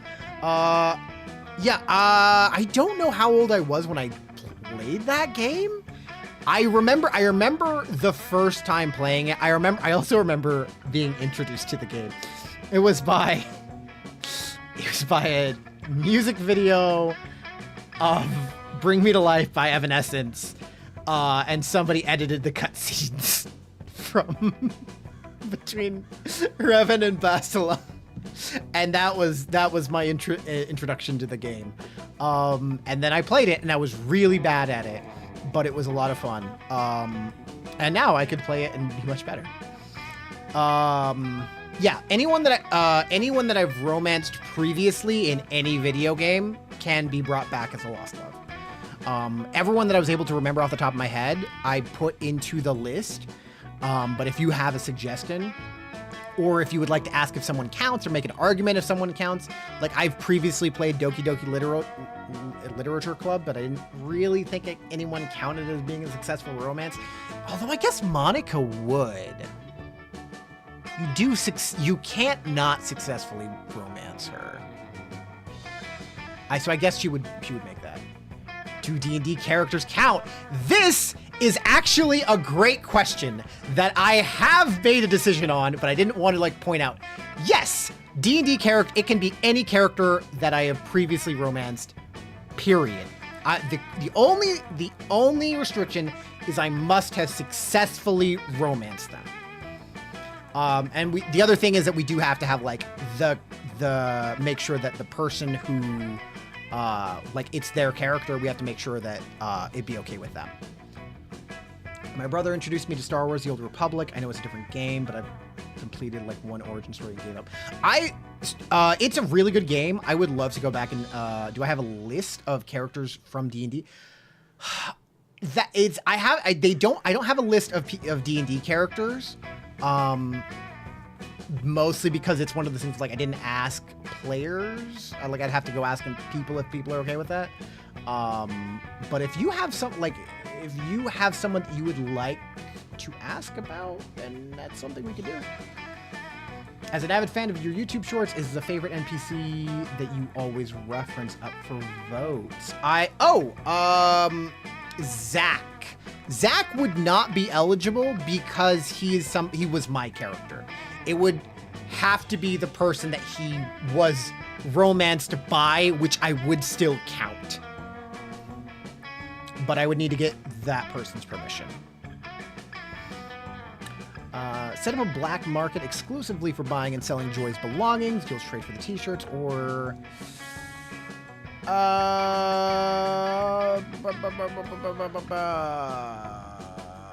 Smarts.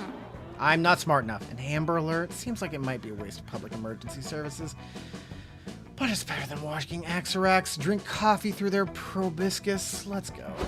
You enjoy? Go to the police station and file a missing t-shirt report. You describe the t-shirt: beloved, vintage, smells like heavy metal concerts, and burning sage.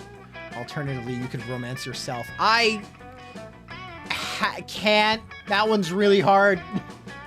Listen, I don't know. I only know that your character's not other people. Yeah, that's kind of why it makes it a little bit harder. I would say there is a character from Stern that definitely would count. There's a character from Kitchen Cat that would definitely count. And off the top of my head, those would be the only characters that I could would feel comfortable saying like we could probably do those. Yeah. So if you want to reach out to them. Do I ever stream D&D? I haven't streamed D&D in a while. It's mostly just because it's a lot of work, and I would love to, but and we will get back to it eventually. I just haven't been able to do it lately.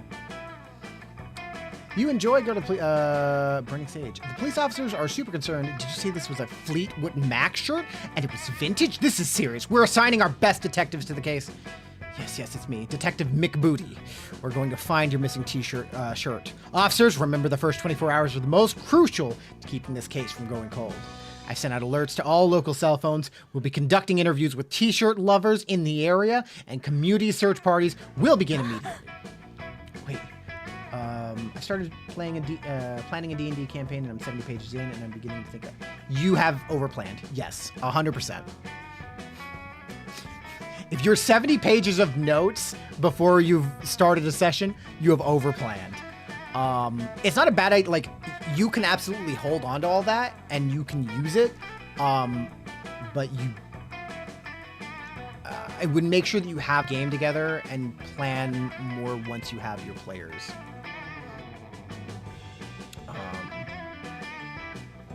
But honestly, don't worry about it. Everyone goes. Finding the right planning balance is totally is something that all DMs go through. I appreciate the help. You're misunderstanding. We already know who has a Fleetwood Mac shirt. It was with my ex, Axarax. A true detective never works off assumptions. We will get your t-shirts back through the power of deduction and evidence, my dear Joy. 6 hours later, Detective McBooty concludes that, yeah, Axarax definitely has a t-shirt. Duh. You there, bug person! Detective McBooty, FBI. Stop right there. Hand over the Fleetwood Mac shirt and we'll escort you to prison. I don't think so, little detective. For you see, according to the Centipede Person law, I'm entitled to break up joint custody over this t-shirt. What? No, you're not! X-Rex, that t-shirt is mine! I left it at your lair after we hooked up. We never discussed custody. I suppose we'll just have to settle this in a long, lengthy t-shirt custody battle. Bastard's right, Detective McBooty says. Until we get a warrant, we can't touch a hair on that t-shirt's head. Sorry, Joy. My hands are tied. Seen during opening litigations, baby. You're not a big bad, but you're still very bad at this. Fucking nightmare. Vicky, why do your ideas always make things worse? Get out of here before I curse you. Joy's mad at you, you lost 3 boldness, and the worst of all, you wasted taxpayer dollars on a pointless t-shirt wild goose chase. Shame. Shame on you. I'm fully aware all of it is world building for nations, mostly the 1,000-year history. Also, this is fully hypothetical. I do not have a D&D group at all for this. Yeah, okay. I mean, like, there's nothing wrong with doing a world building project, and like figuring out certain cool stuff. But just know that if you do get to use all of it, which is unlikely, it'll be a while.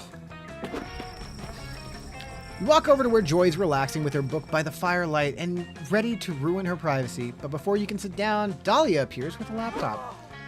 Joy, thank goodness you're not busy. I have something important to discuss with you. Can't I read in peace? Oh, yeah, sure. I'm not busy at all with this book I've been trying to finish since I got here, and I'm only on page 15 because people keep interrupting.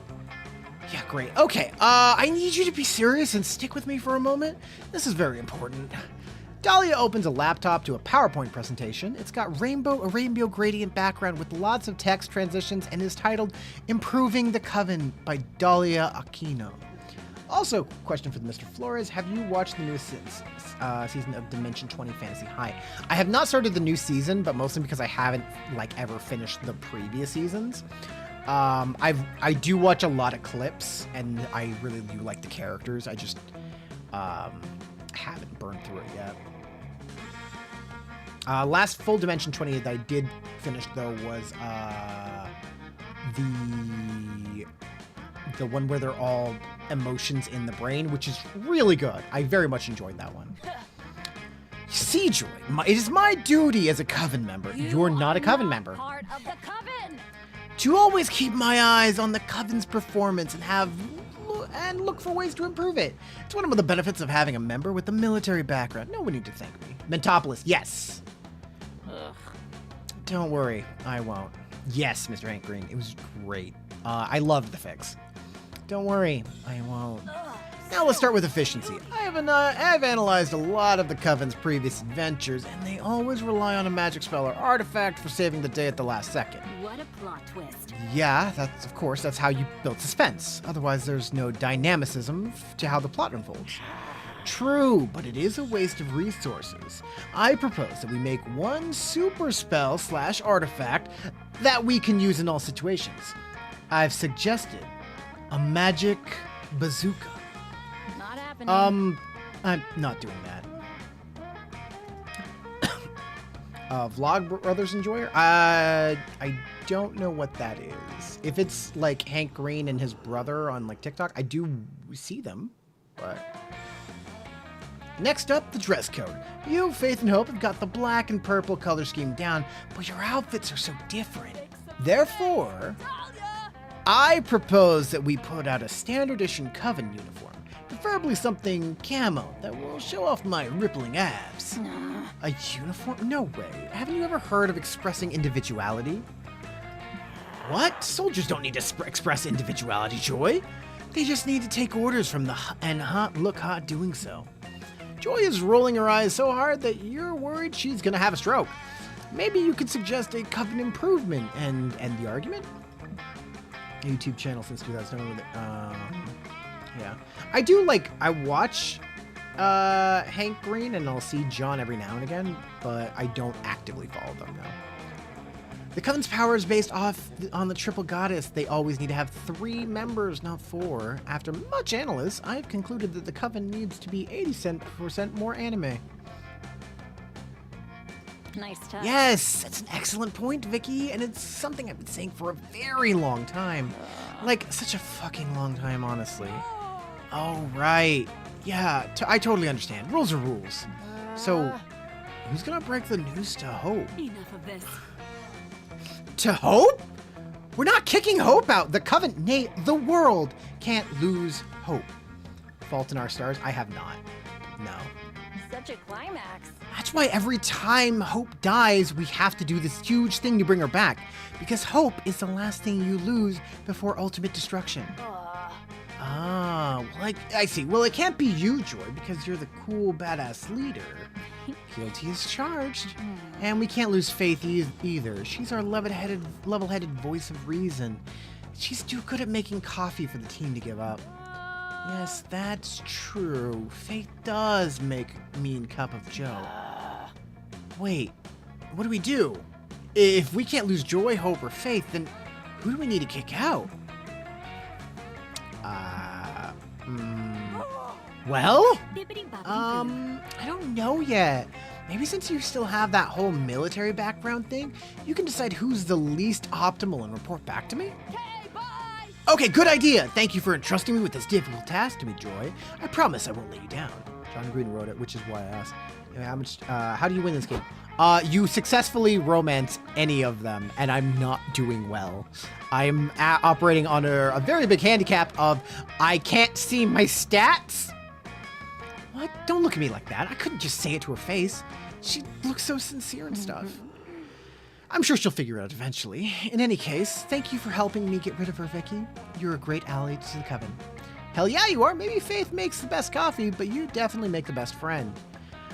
Aw. I am bad. I'm dating it. Yeah. Well, we all know that I'm bad at dating people. That's not news. Today will be a fantastic day. I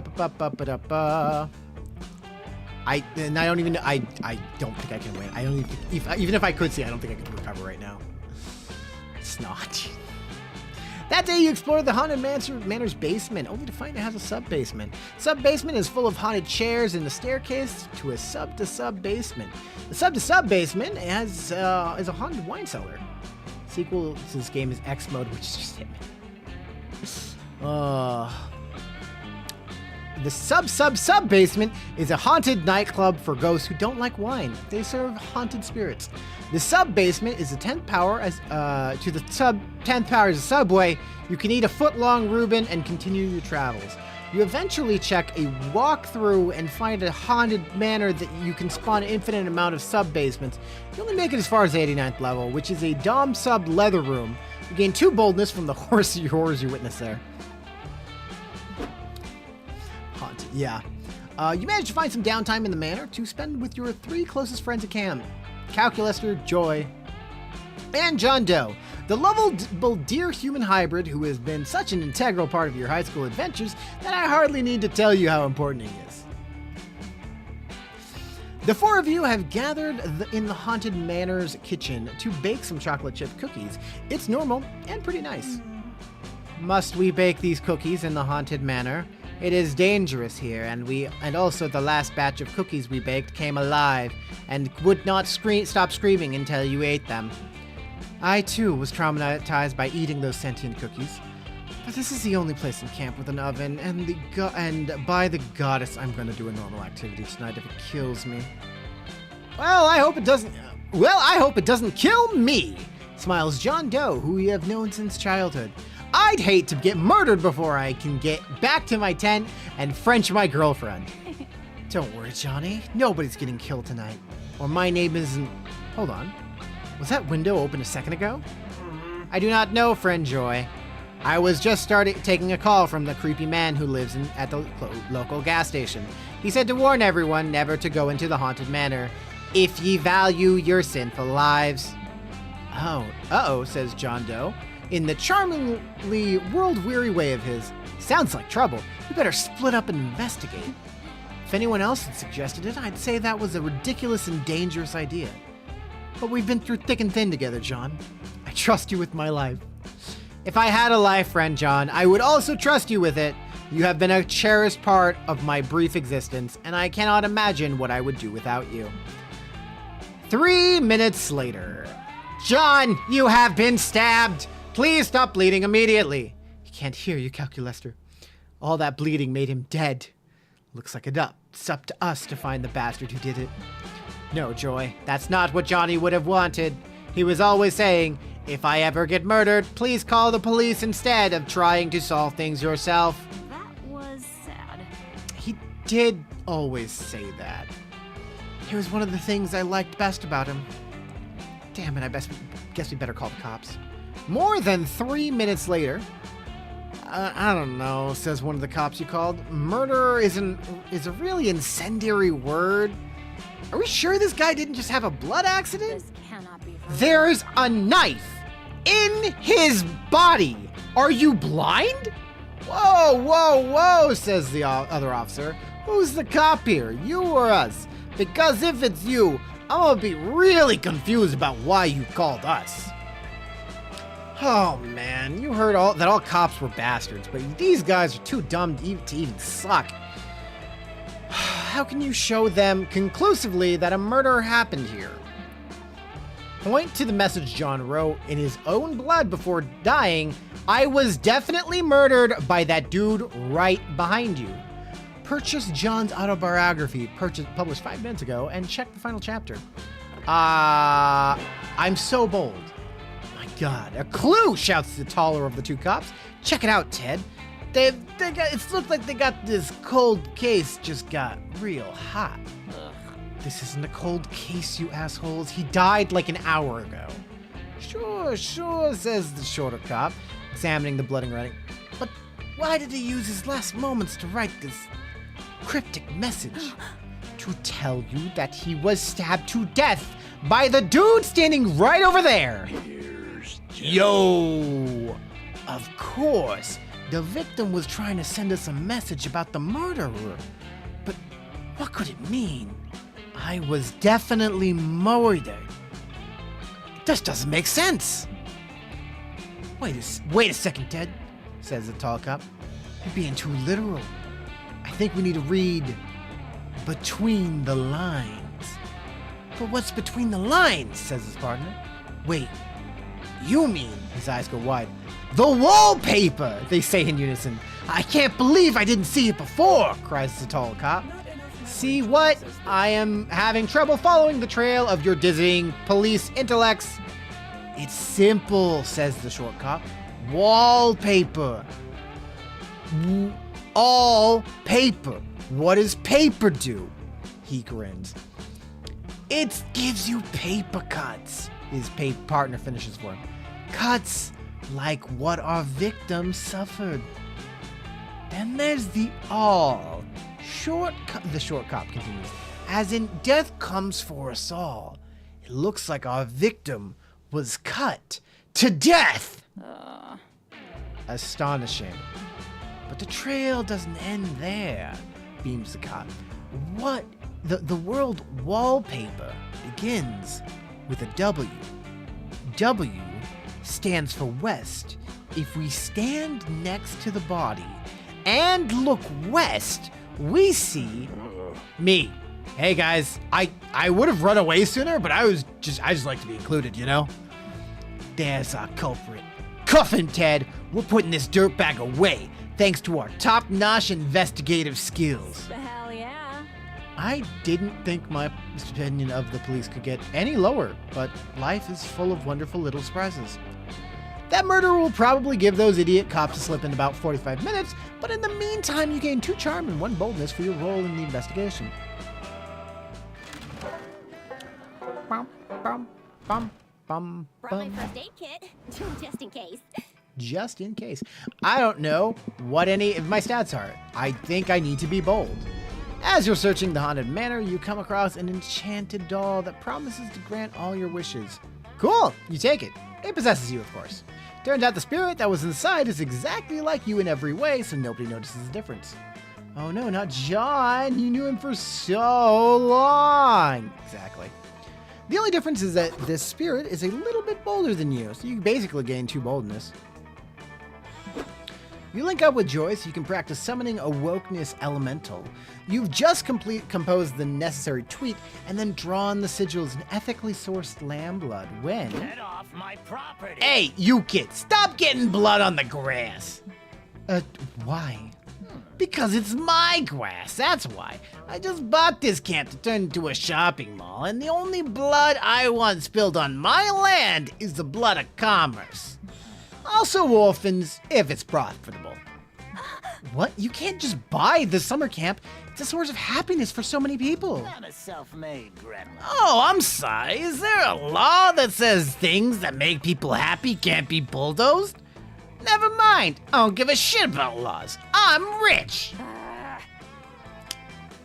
You won't get away with this. Good always triumphs in the end. Pipe down, sugar. You'll love it. I'll put in 2 hot topics in there so you'll always have one to turn to when the other one gets too mainstream. Let's Now go get yourself another black mesh something and let the men work, hmm? The CEO wanders off with his tape measure to figure out exactly how many sharper image outlets he can fit in the dome, leaving you alone with a fuming Joy. Enough of this. Ugh, I want to punch that dick right in his asshole. It's like how Damien feels. Is this how Damien feels all the time? But for reasons! He's right, though. We can't rely on natural forces to stop him. Our only hope is to turn to the supernatural. Joy whips out the biggest spell book you've ever seen and slams it down on the grass. Jeez, where was she keeping that thing? This is the Tome of Bakunin, the most powerful collection of anti-capitalist magics ever assembled. There must be something in here that can put an end to that man's horrible schemes. But what? You search the ancient pages for the perfect spell. You narrow it down to 2 options.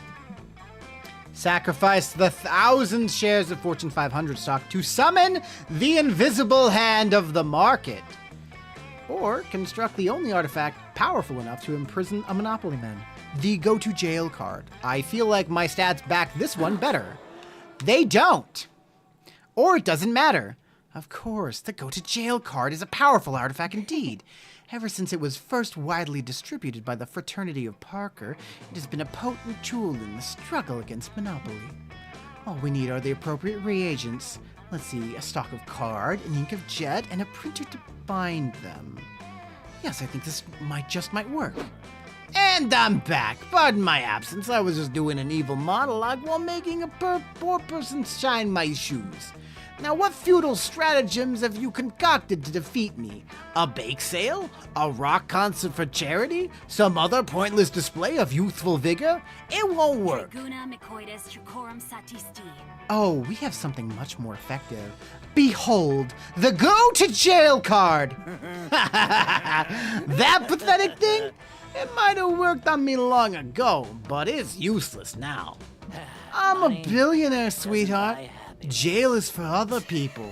Just But kidding. Monopoly? Oh, it totally does. Sure, the Parker brothers were a thorn in our side for a while, but we outsmarted them. Why do you think video games were invented? Obviously to sap power from the tabletop industry, thus undermining the authority of Monopoly rules. Besides, you're forgetting about the even more potent artifact I happen to possess. The get out of jail free card! Enough of this. What? You can't evade justice with a simple piece of cardstock? That's stupid! Is it any stupider than trying to send me to jail with a simple piece of cardstock? Oh, I guess not. I guess I was just swept up by Vicky's idiotic enthusiasm. It won't happen again. Joy leaves defeated. Meanwhile, according to Monopoly rules, you have to pay the CEO $100 for ending your turn on his land. He retreats briefly to consider whether he should build hotels on this property instead, but that's little comfort. You lose 2 boldness and 1 charm. I don't think we're gonna make it. She was keeping it. You're probably not wrong. You were hoping to make sexy small talk with Joy and / or Damien, but they seem to be too busy having unsexy angry talk with each other. Seriously? There are a million research reasons why you can't the Coven villain next season, but I'll just start with the most obvious. Villains don't ask us to fight them. They just do villainous things, and then we try to stop them, which they don't want us to do. You're not a Just big by bad, asking us but to you're still fight, very bad at this. you're already inherently proving that you would just be a terrible Coven villain. But what if I'm using reverse psychology, and I'm so villainous that I know the second I let my true villainy shine, you and the Covenant will rush to fight me. So if I get you to reject me as a villain now, when I finally do unleash my villainy, you'll have already agreed not to fight me, and then I'll defeat the Coven with no resistance. It's an interesting point, but I'm not buying it. Don't get me wrong, you're irritating as fuck, but you're not evil. You clearly wouldn't know real evil if it burned down your tent, which is clearly going to be my next step now. Okay, the real evil is the campmates fighting with each other when they could be flirting with you. Time to step in. Damien is a prince, and everyone knows that monarchies are bad. Toppling LeVay's autocracy is a great next season arc material. All good villains are either orphans or have terrible parents, but you, Damien, have two loving dads. Do you really want to give up your dads to be a villain? Wait, really? Of course. Don't you know about Dimitri's parents? No, say more right now. On second thought, maybe that lore is too Lame. deep. No fair. But I can tell you that Olaf the Obvious wouldn't be nearly as transparently evil if he hadn't lost both his parents at an early age to a tragic and very clearly man-made fire. Narco Malley's parents tried to force him into the family poetry business, so he rebelled by being a murderer. Fellini the Fearsome's parents disowned him at the age of 8.5, and Luke Crocs the Merciless, poor Luke Crocs the Merciless, his parents forbid him from seeing a movie when he was 11. He snuck out to see it anyways. It gave him a taste for crime, and he never looked back. Damn, that's dark. Guess there's only one thing for me to do. Write to my dads right now and make them disown me for a little while. Dear dads, how are you? I'm fine, thanks. Campy's good. I wear sunblock like you told me. Yesterday, we played in the lake. Anyways, can you please disown me for a little bit? It's so I can be a villain on my friend's TV show. Or life that seems like a TV show. It's unclear. Bye. I love you and will talk to you after I am finished being disowned and a villain. Hugs. Two petite prince. Damien. Ha! Now what, Joy? Now I'm your villain, that's what. Damien runs away, cackling villainously. This has been joyful. Well, that ought to keep him occupied for a while. Want to do something fun and not ludicrous? Not ludicrous isn't really Camp Spooky's brand per se, but Joy tend to keep things more grounded than the rest of those jokers. So you spend the night making s'mores via magic spells. It's quirky and imaginative, but not as in your face as over the top, as in your face, over the top, wild and crazy as the shit other campers are doing. Fun. Bring out your flasks! That weekend you feel like getting wasted, so you visit none other than Juan. Hola. You know, when I started making magical drinks, I never thought people would actually come to drink them. But hey, who am I to judge? So let's get to it. Okay, let's do this.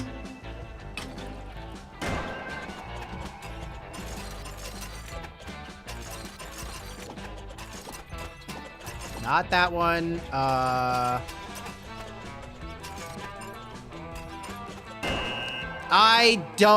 That doesn't look good.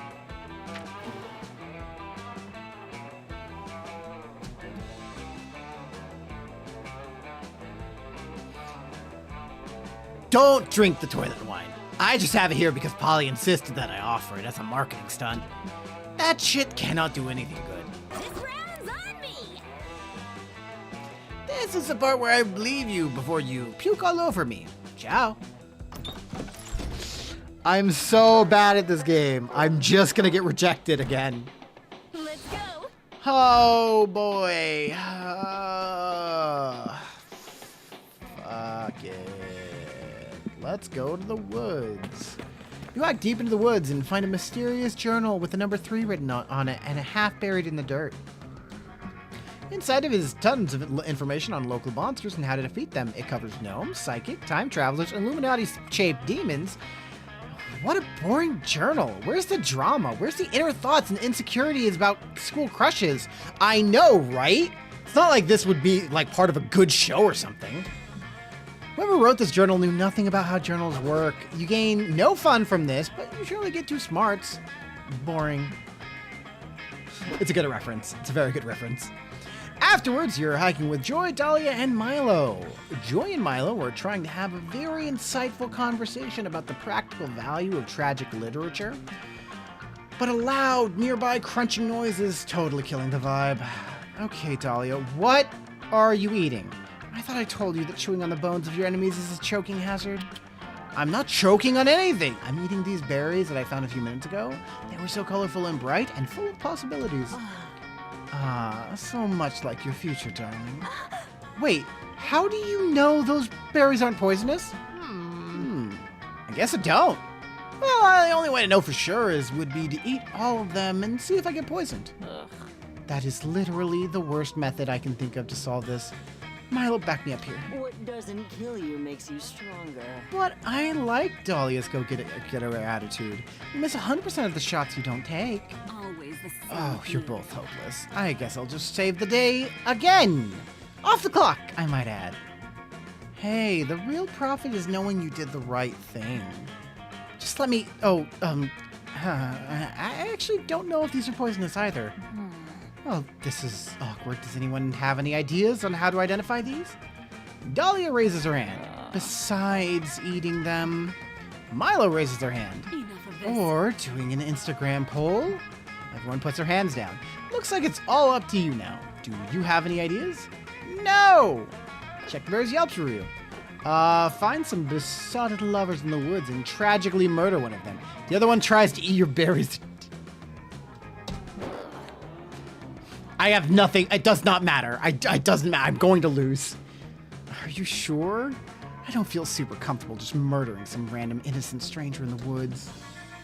Too much talking. Dahlia's hungry and we can't waste much time. You follow the sounds of conversation to find a man and woman sitting in a nearby clearing. You open your poison detection kit, pull out your poison detection Glock, and off the man.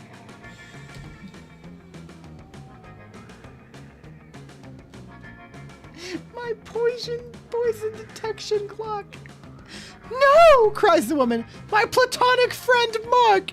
Why would you do that, you sick bastard? Oh, I think this has all been a huge misunderstanding. You're looking to off on half of a pair of desperate lovers. Sorry. This is an opportunity But- to grow. You know, every mistake is an opportunity to grow. Are you serious right now? What, you just assumed because Mark and I were a man and a woman, we just had to be dating? This is just kind of bullshit heteronormative thinking that makes discourse between genders all but impossible. Oh, what? Means get bent, douchebags. She storms off. You definitely feel like an asshole now, but the real issue is that you still don't know whether or not Dahlia's berries are poisonous. You know, I don't really think I care about that right now. My main concern is whether or not you think this is a date, Vicky. Don't be so toxic. Agreed. As someone with an ambiguous gender identity myself, I can't just assume that every interaction I have with anyone is a potential date, nor do I want to. Worst episode ever. Yeah, being a murderer is one thing, but being a creepy murderer is a step too far. Come on, guys. They leave. They take the berries with them, too. They don't even leave you with any to off yourself in order to escape this embarrassing situation. Bummer! You lose 2 fun and 1 smarts.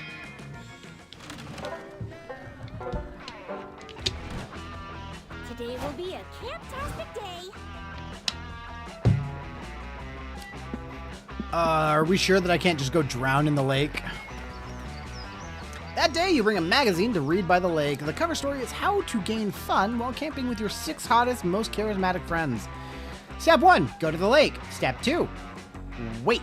This run's just so sad. I'm so sorry. It's really not great for me. It's really bad.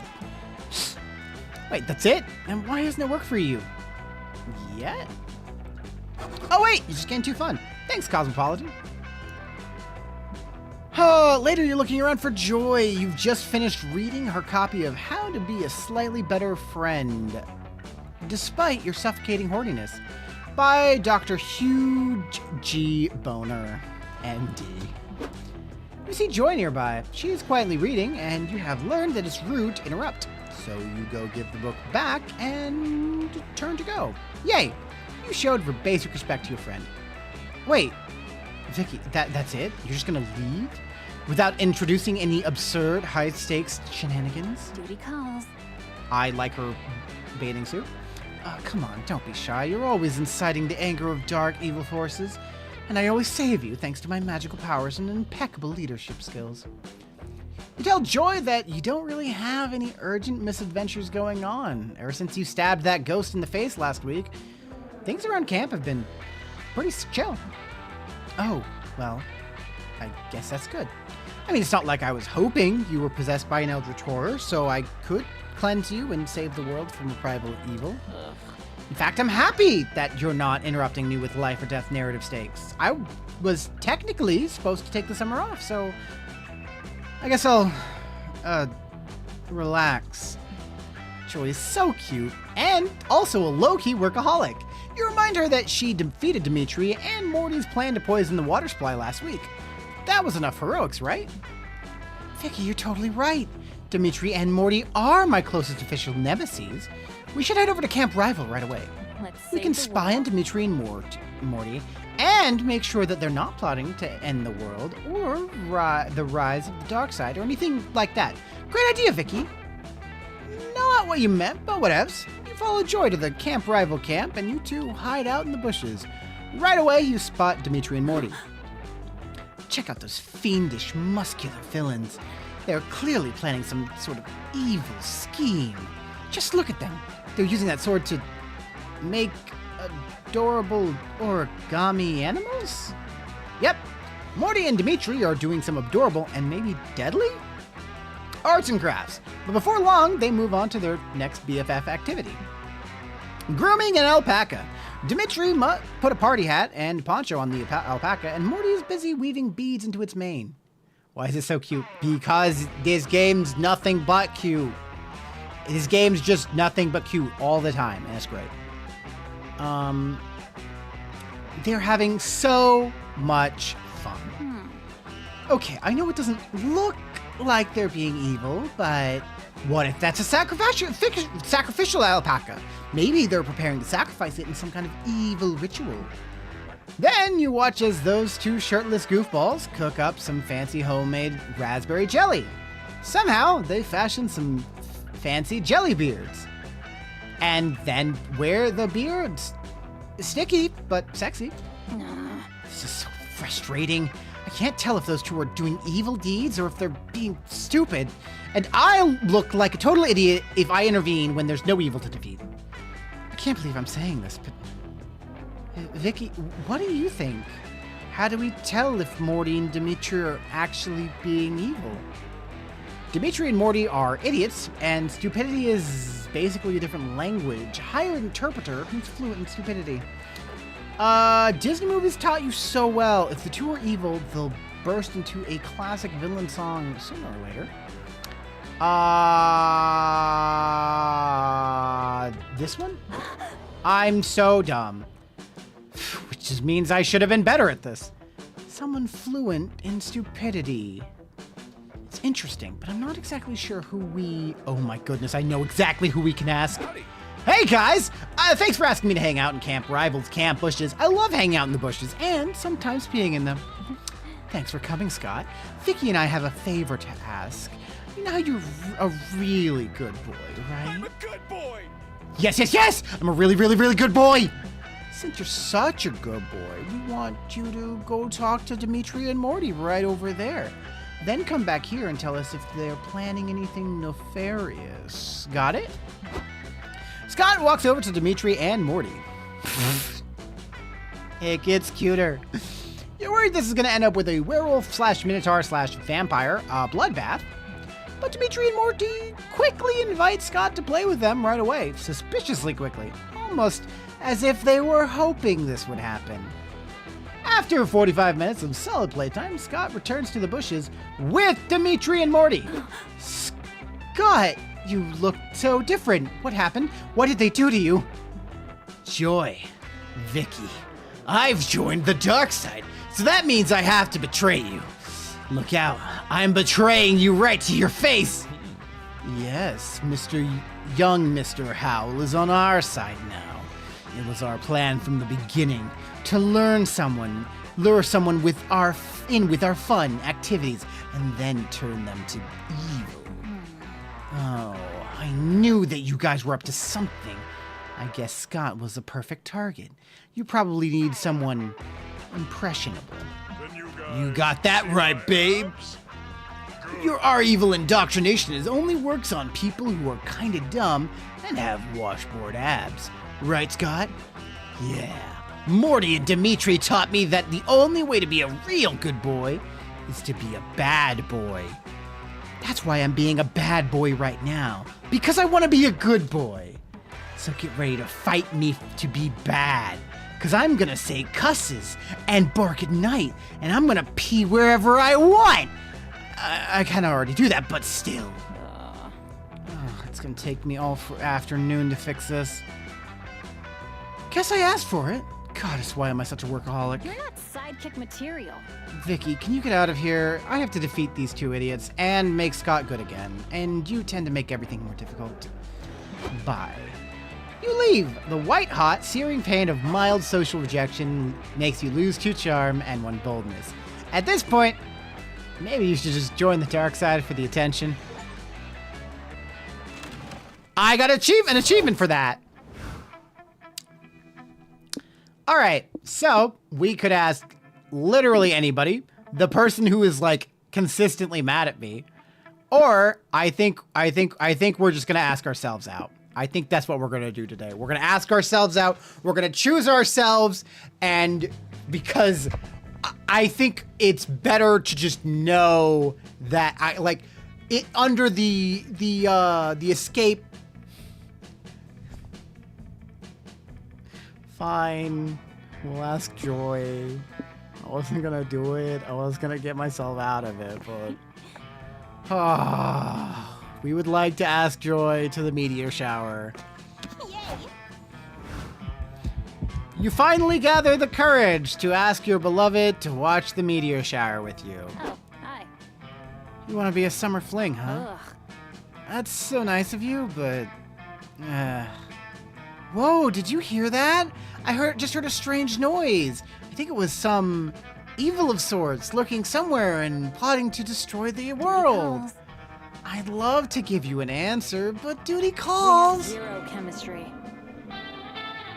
You didn't find summer love, but it's okay, because life goes on. You go on to chasing your dream of working in car sales. You find a fulfilling career and build a comfortable life for yourself. One day, your boss invites you out for drinks. He says he's thinking of promoting you. You two get to laughing and talking about your love lives. Your boss starts reminiscing about his summer sweetheart, some of the best years of his life. You admit you've never had a summer love. Your boss immediately stops laughing, fires you for being lame, and throws his drink in your face. You must admit, this was on you.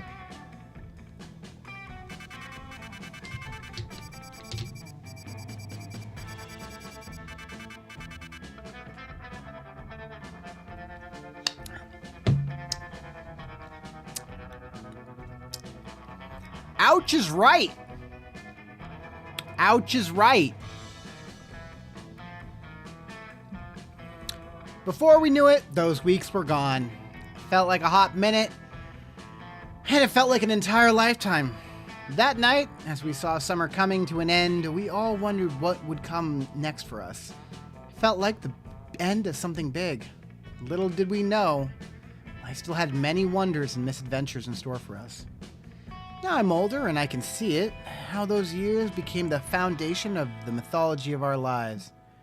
Broken hearts turned tragedies sung for centuries. Wild nights became epics treasured forever. Every kiss and every laugh is now a constellation we'll always find when gazing into the starry night, no matter how many years go by. Even today, I can still close my eyes and I'm there, on that last summer night, feeling like I was just starting to live life.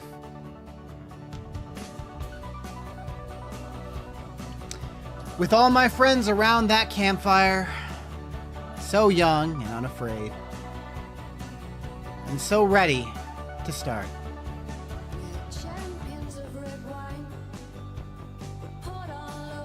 I love that the little guy that plays the guitar. He's so cute. He's such a cutie.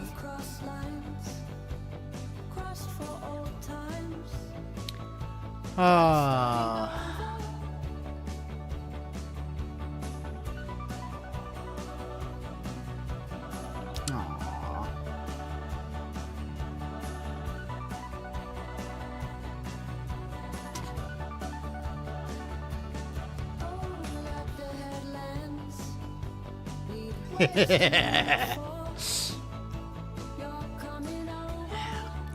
Yeah. Just a lot of bad decisions today. A lot of incorrect decisions. Curtis Arnott! I knew it was him! I knew it was him! Yeah. Takahata 101. Nappa from DBZ Abridged is coach. Knew I recognized that voice.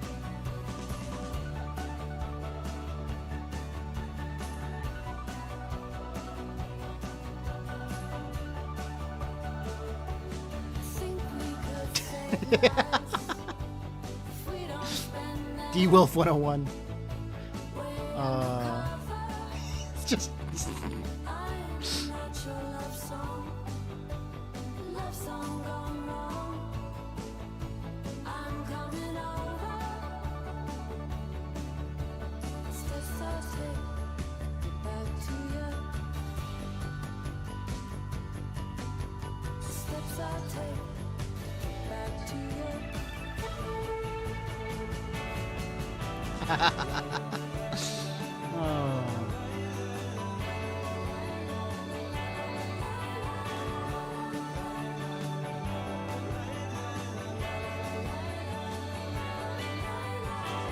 Wait, does he have pecs?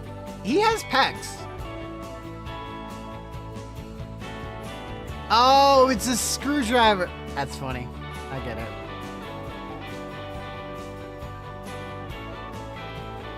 Come on, magical Latino cat.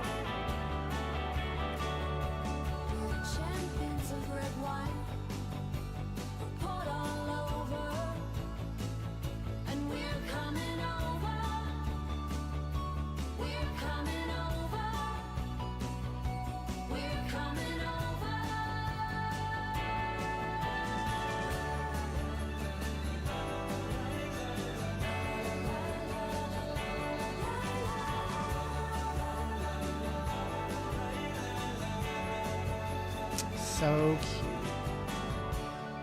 A great game created by Beautiful Glitch. Thanks for playing. We hope that you enjoyed having your heart ripped out and thrown against the wall. Yeah. Oh, I've just done the Flask Genie. And Poison. And the Stats Smoothie. Some of those sound better than what I got. Hey again, player. See anything you like?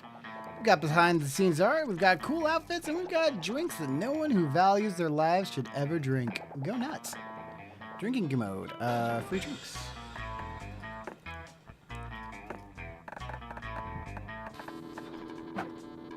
Have fun at camp. Okay. We have to get someone successfully from this. We won't be able to do that tonight, but we will definitely come back to this game. The playtime is also a huge lie. Like we got through 2 runs, much closer to an hour. than, or much closer to 2 hours than the hour it says. But it's okay. It's fine. It's okay. To be fair, it took a long time for me to actually be able to romance anyone in Monster Prom, so even if we tried again, maybe we wouldn't be able to do it. I'm not mad. I'm not. It's okay. I'm not gonna cry myself to sleep tonight. What happened?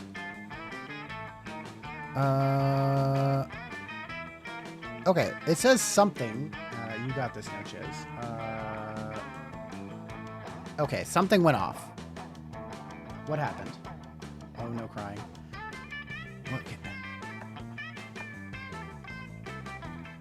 Okay, an activity feed happened. Something happened. What happened? I heard an alert. I didn't see it go off.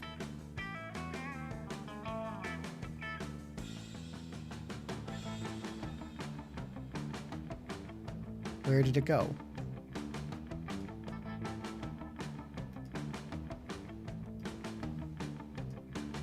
Bring back lost love.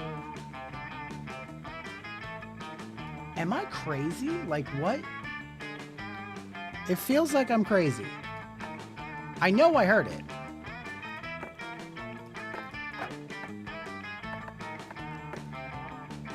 The pizza girl. Wait, she has other outfits? Oh my gosh, she's the Grudge. I love it. Who else? Ah, yes, you.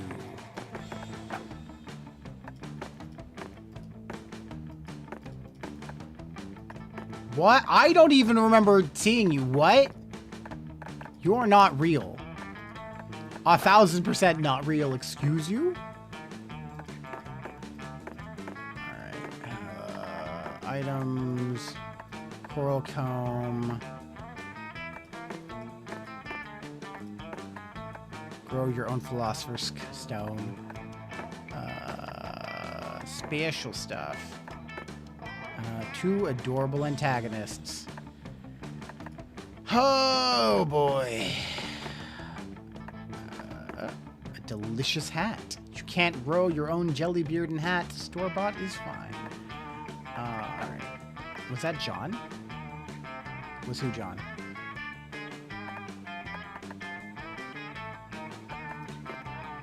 Oh. I don't think so. There was no art for John.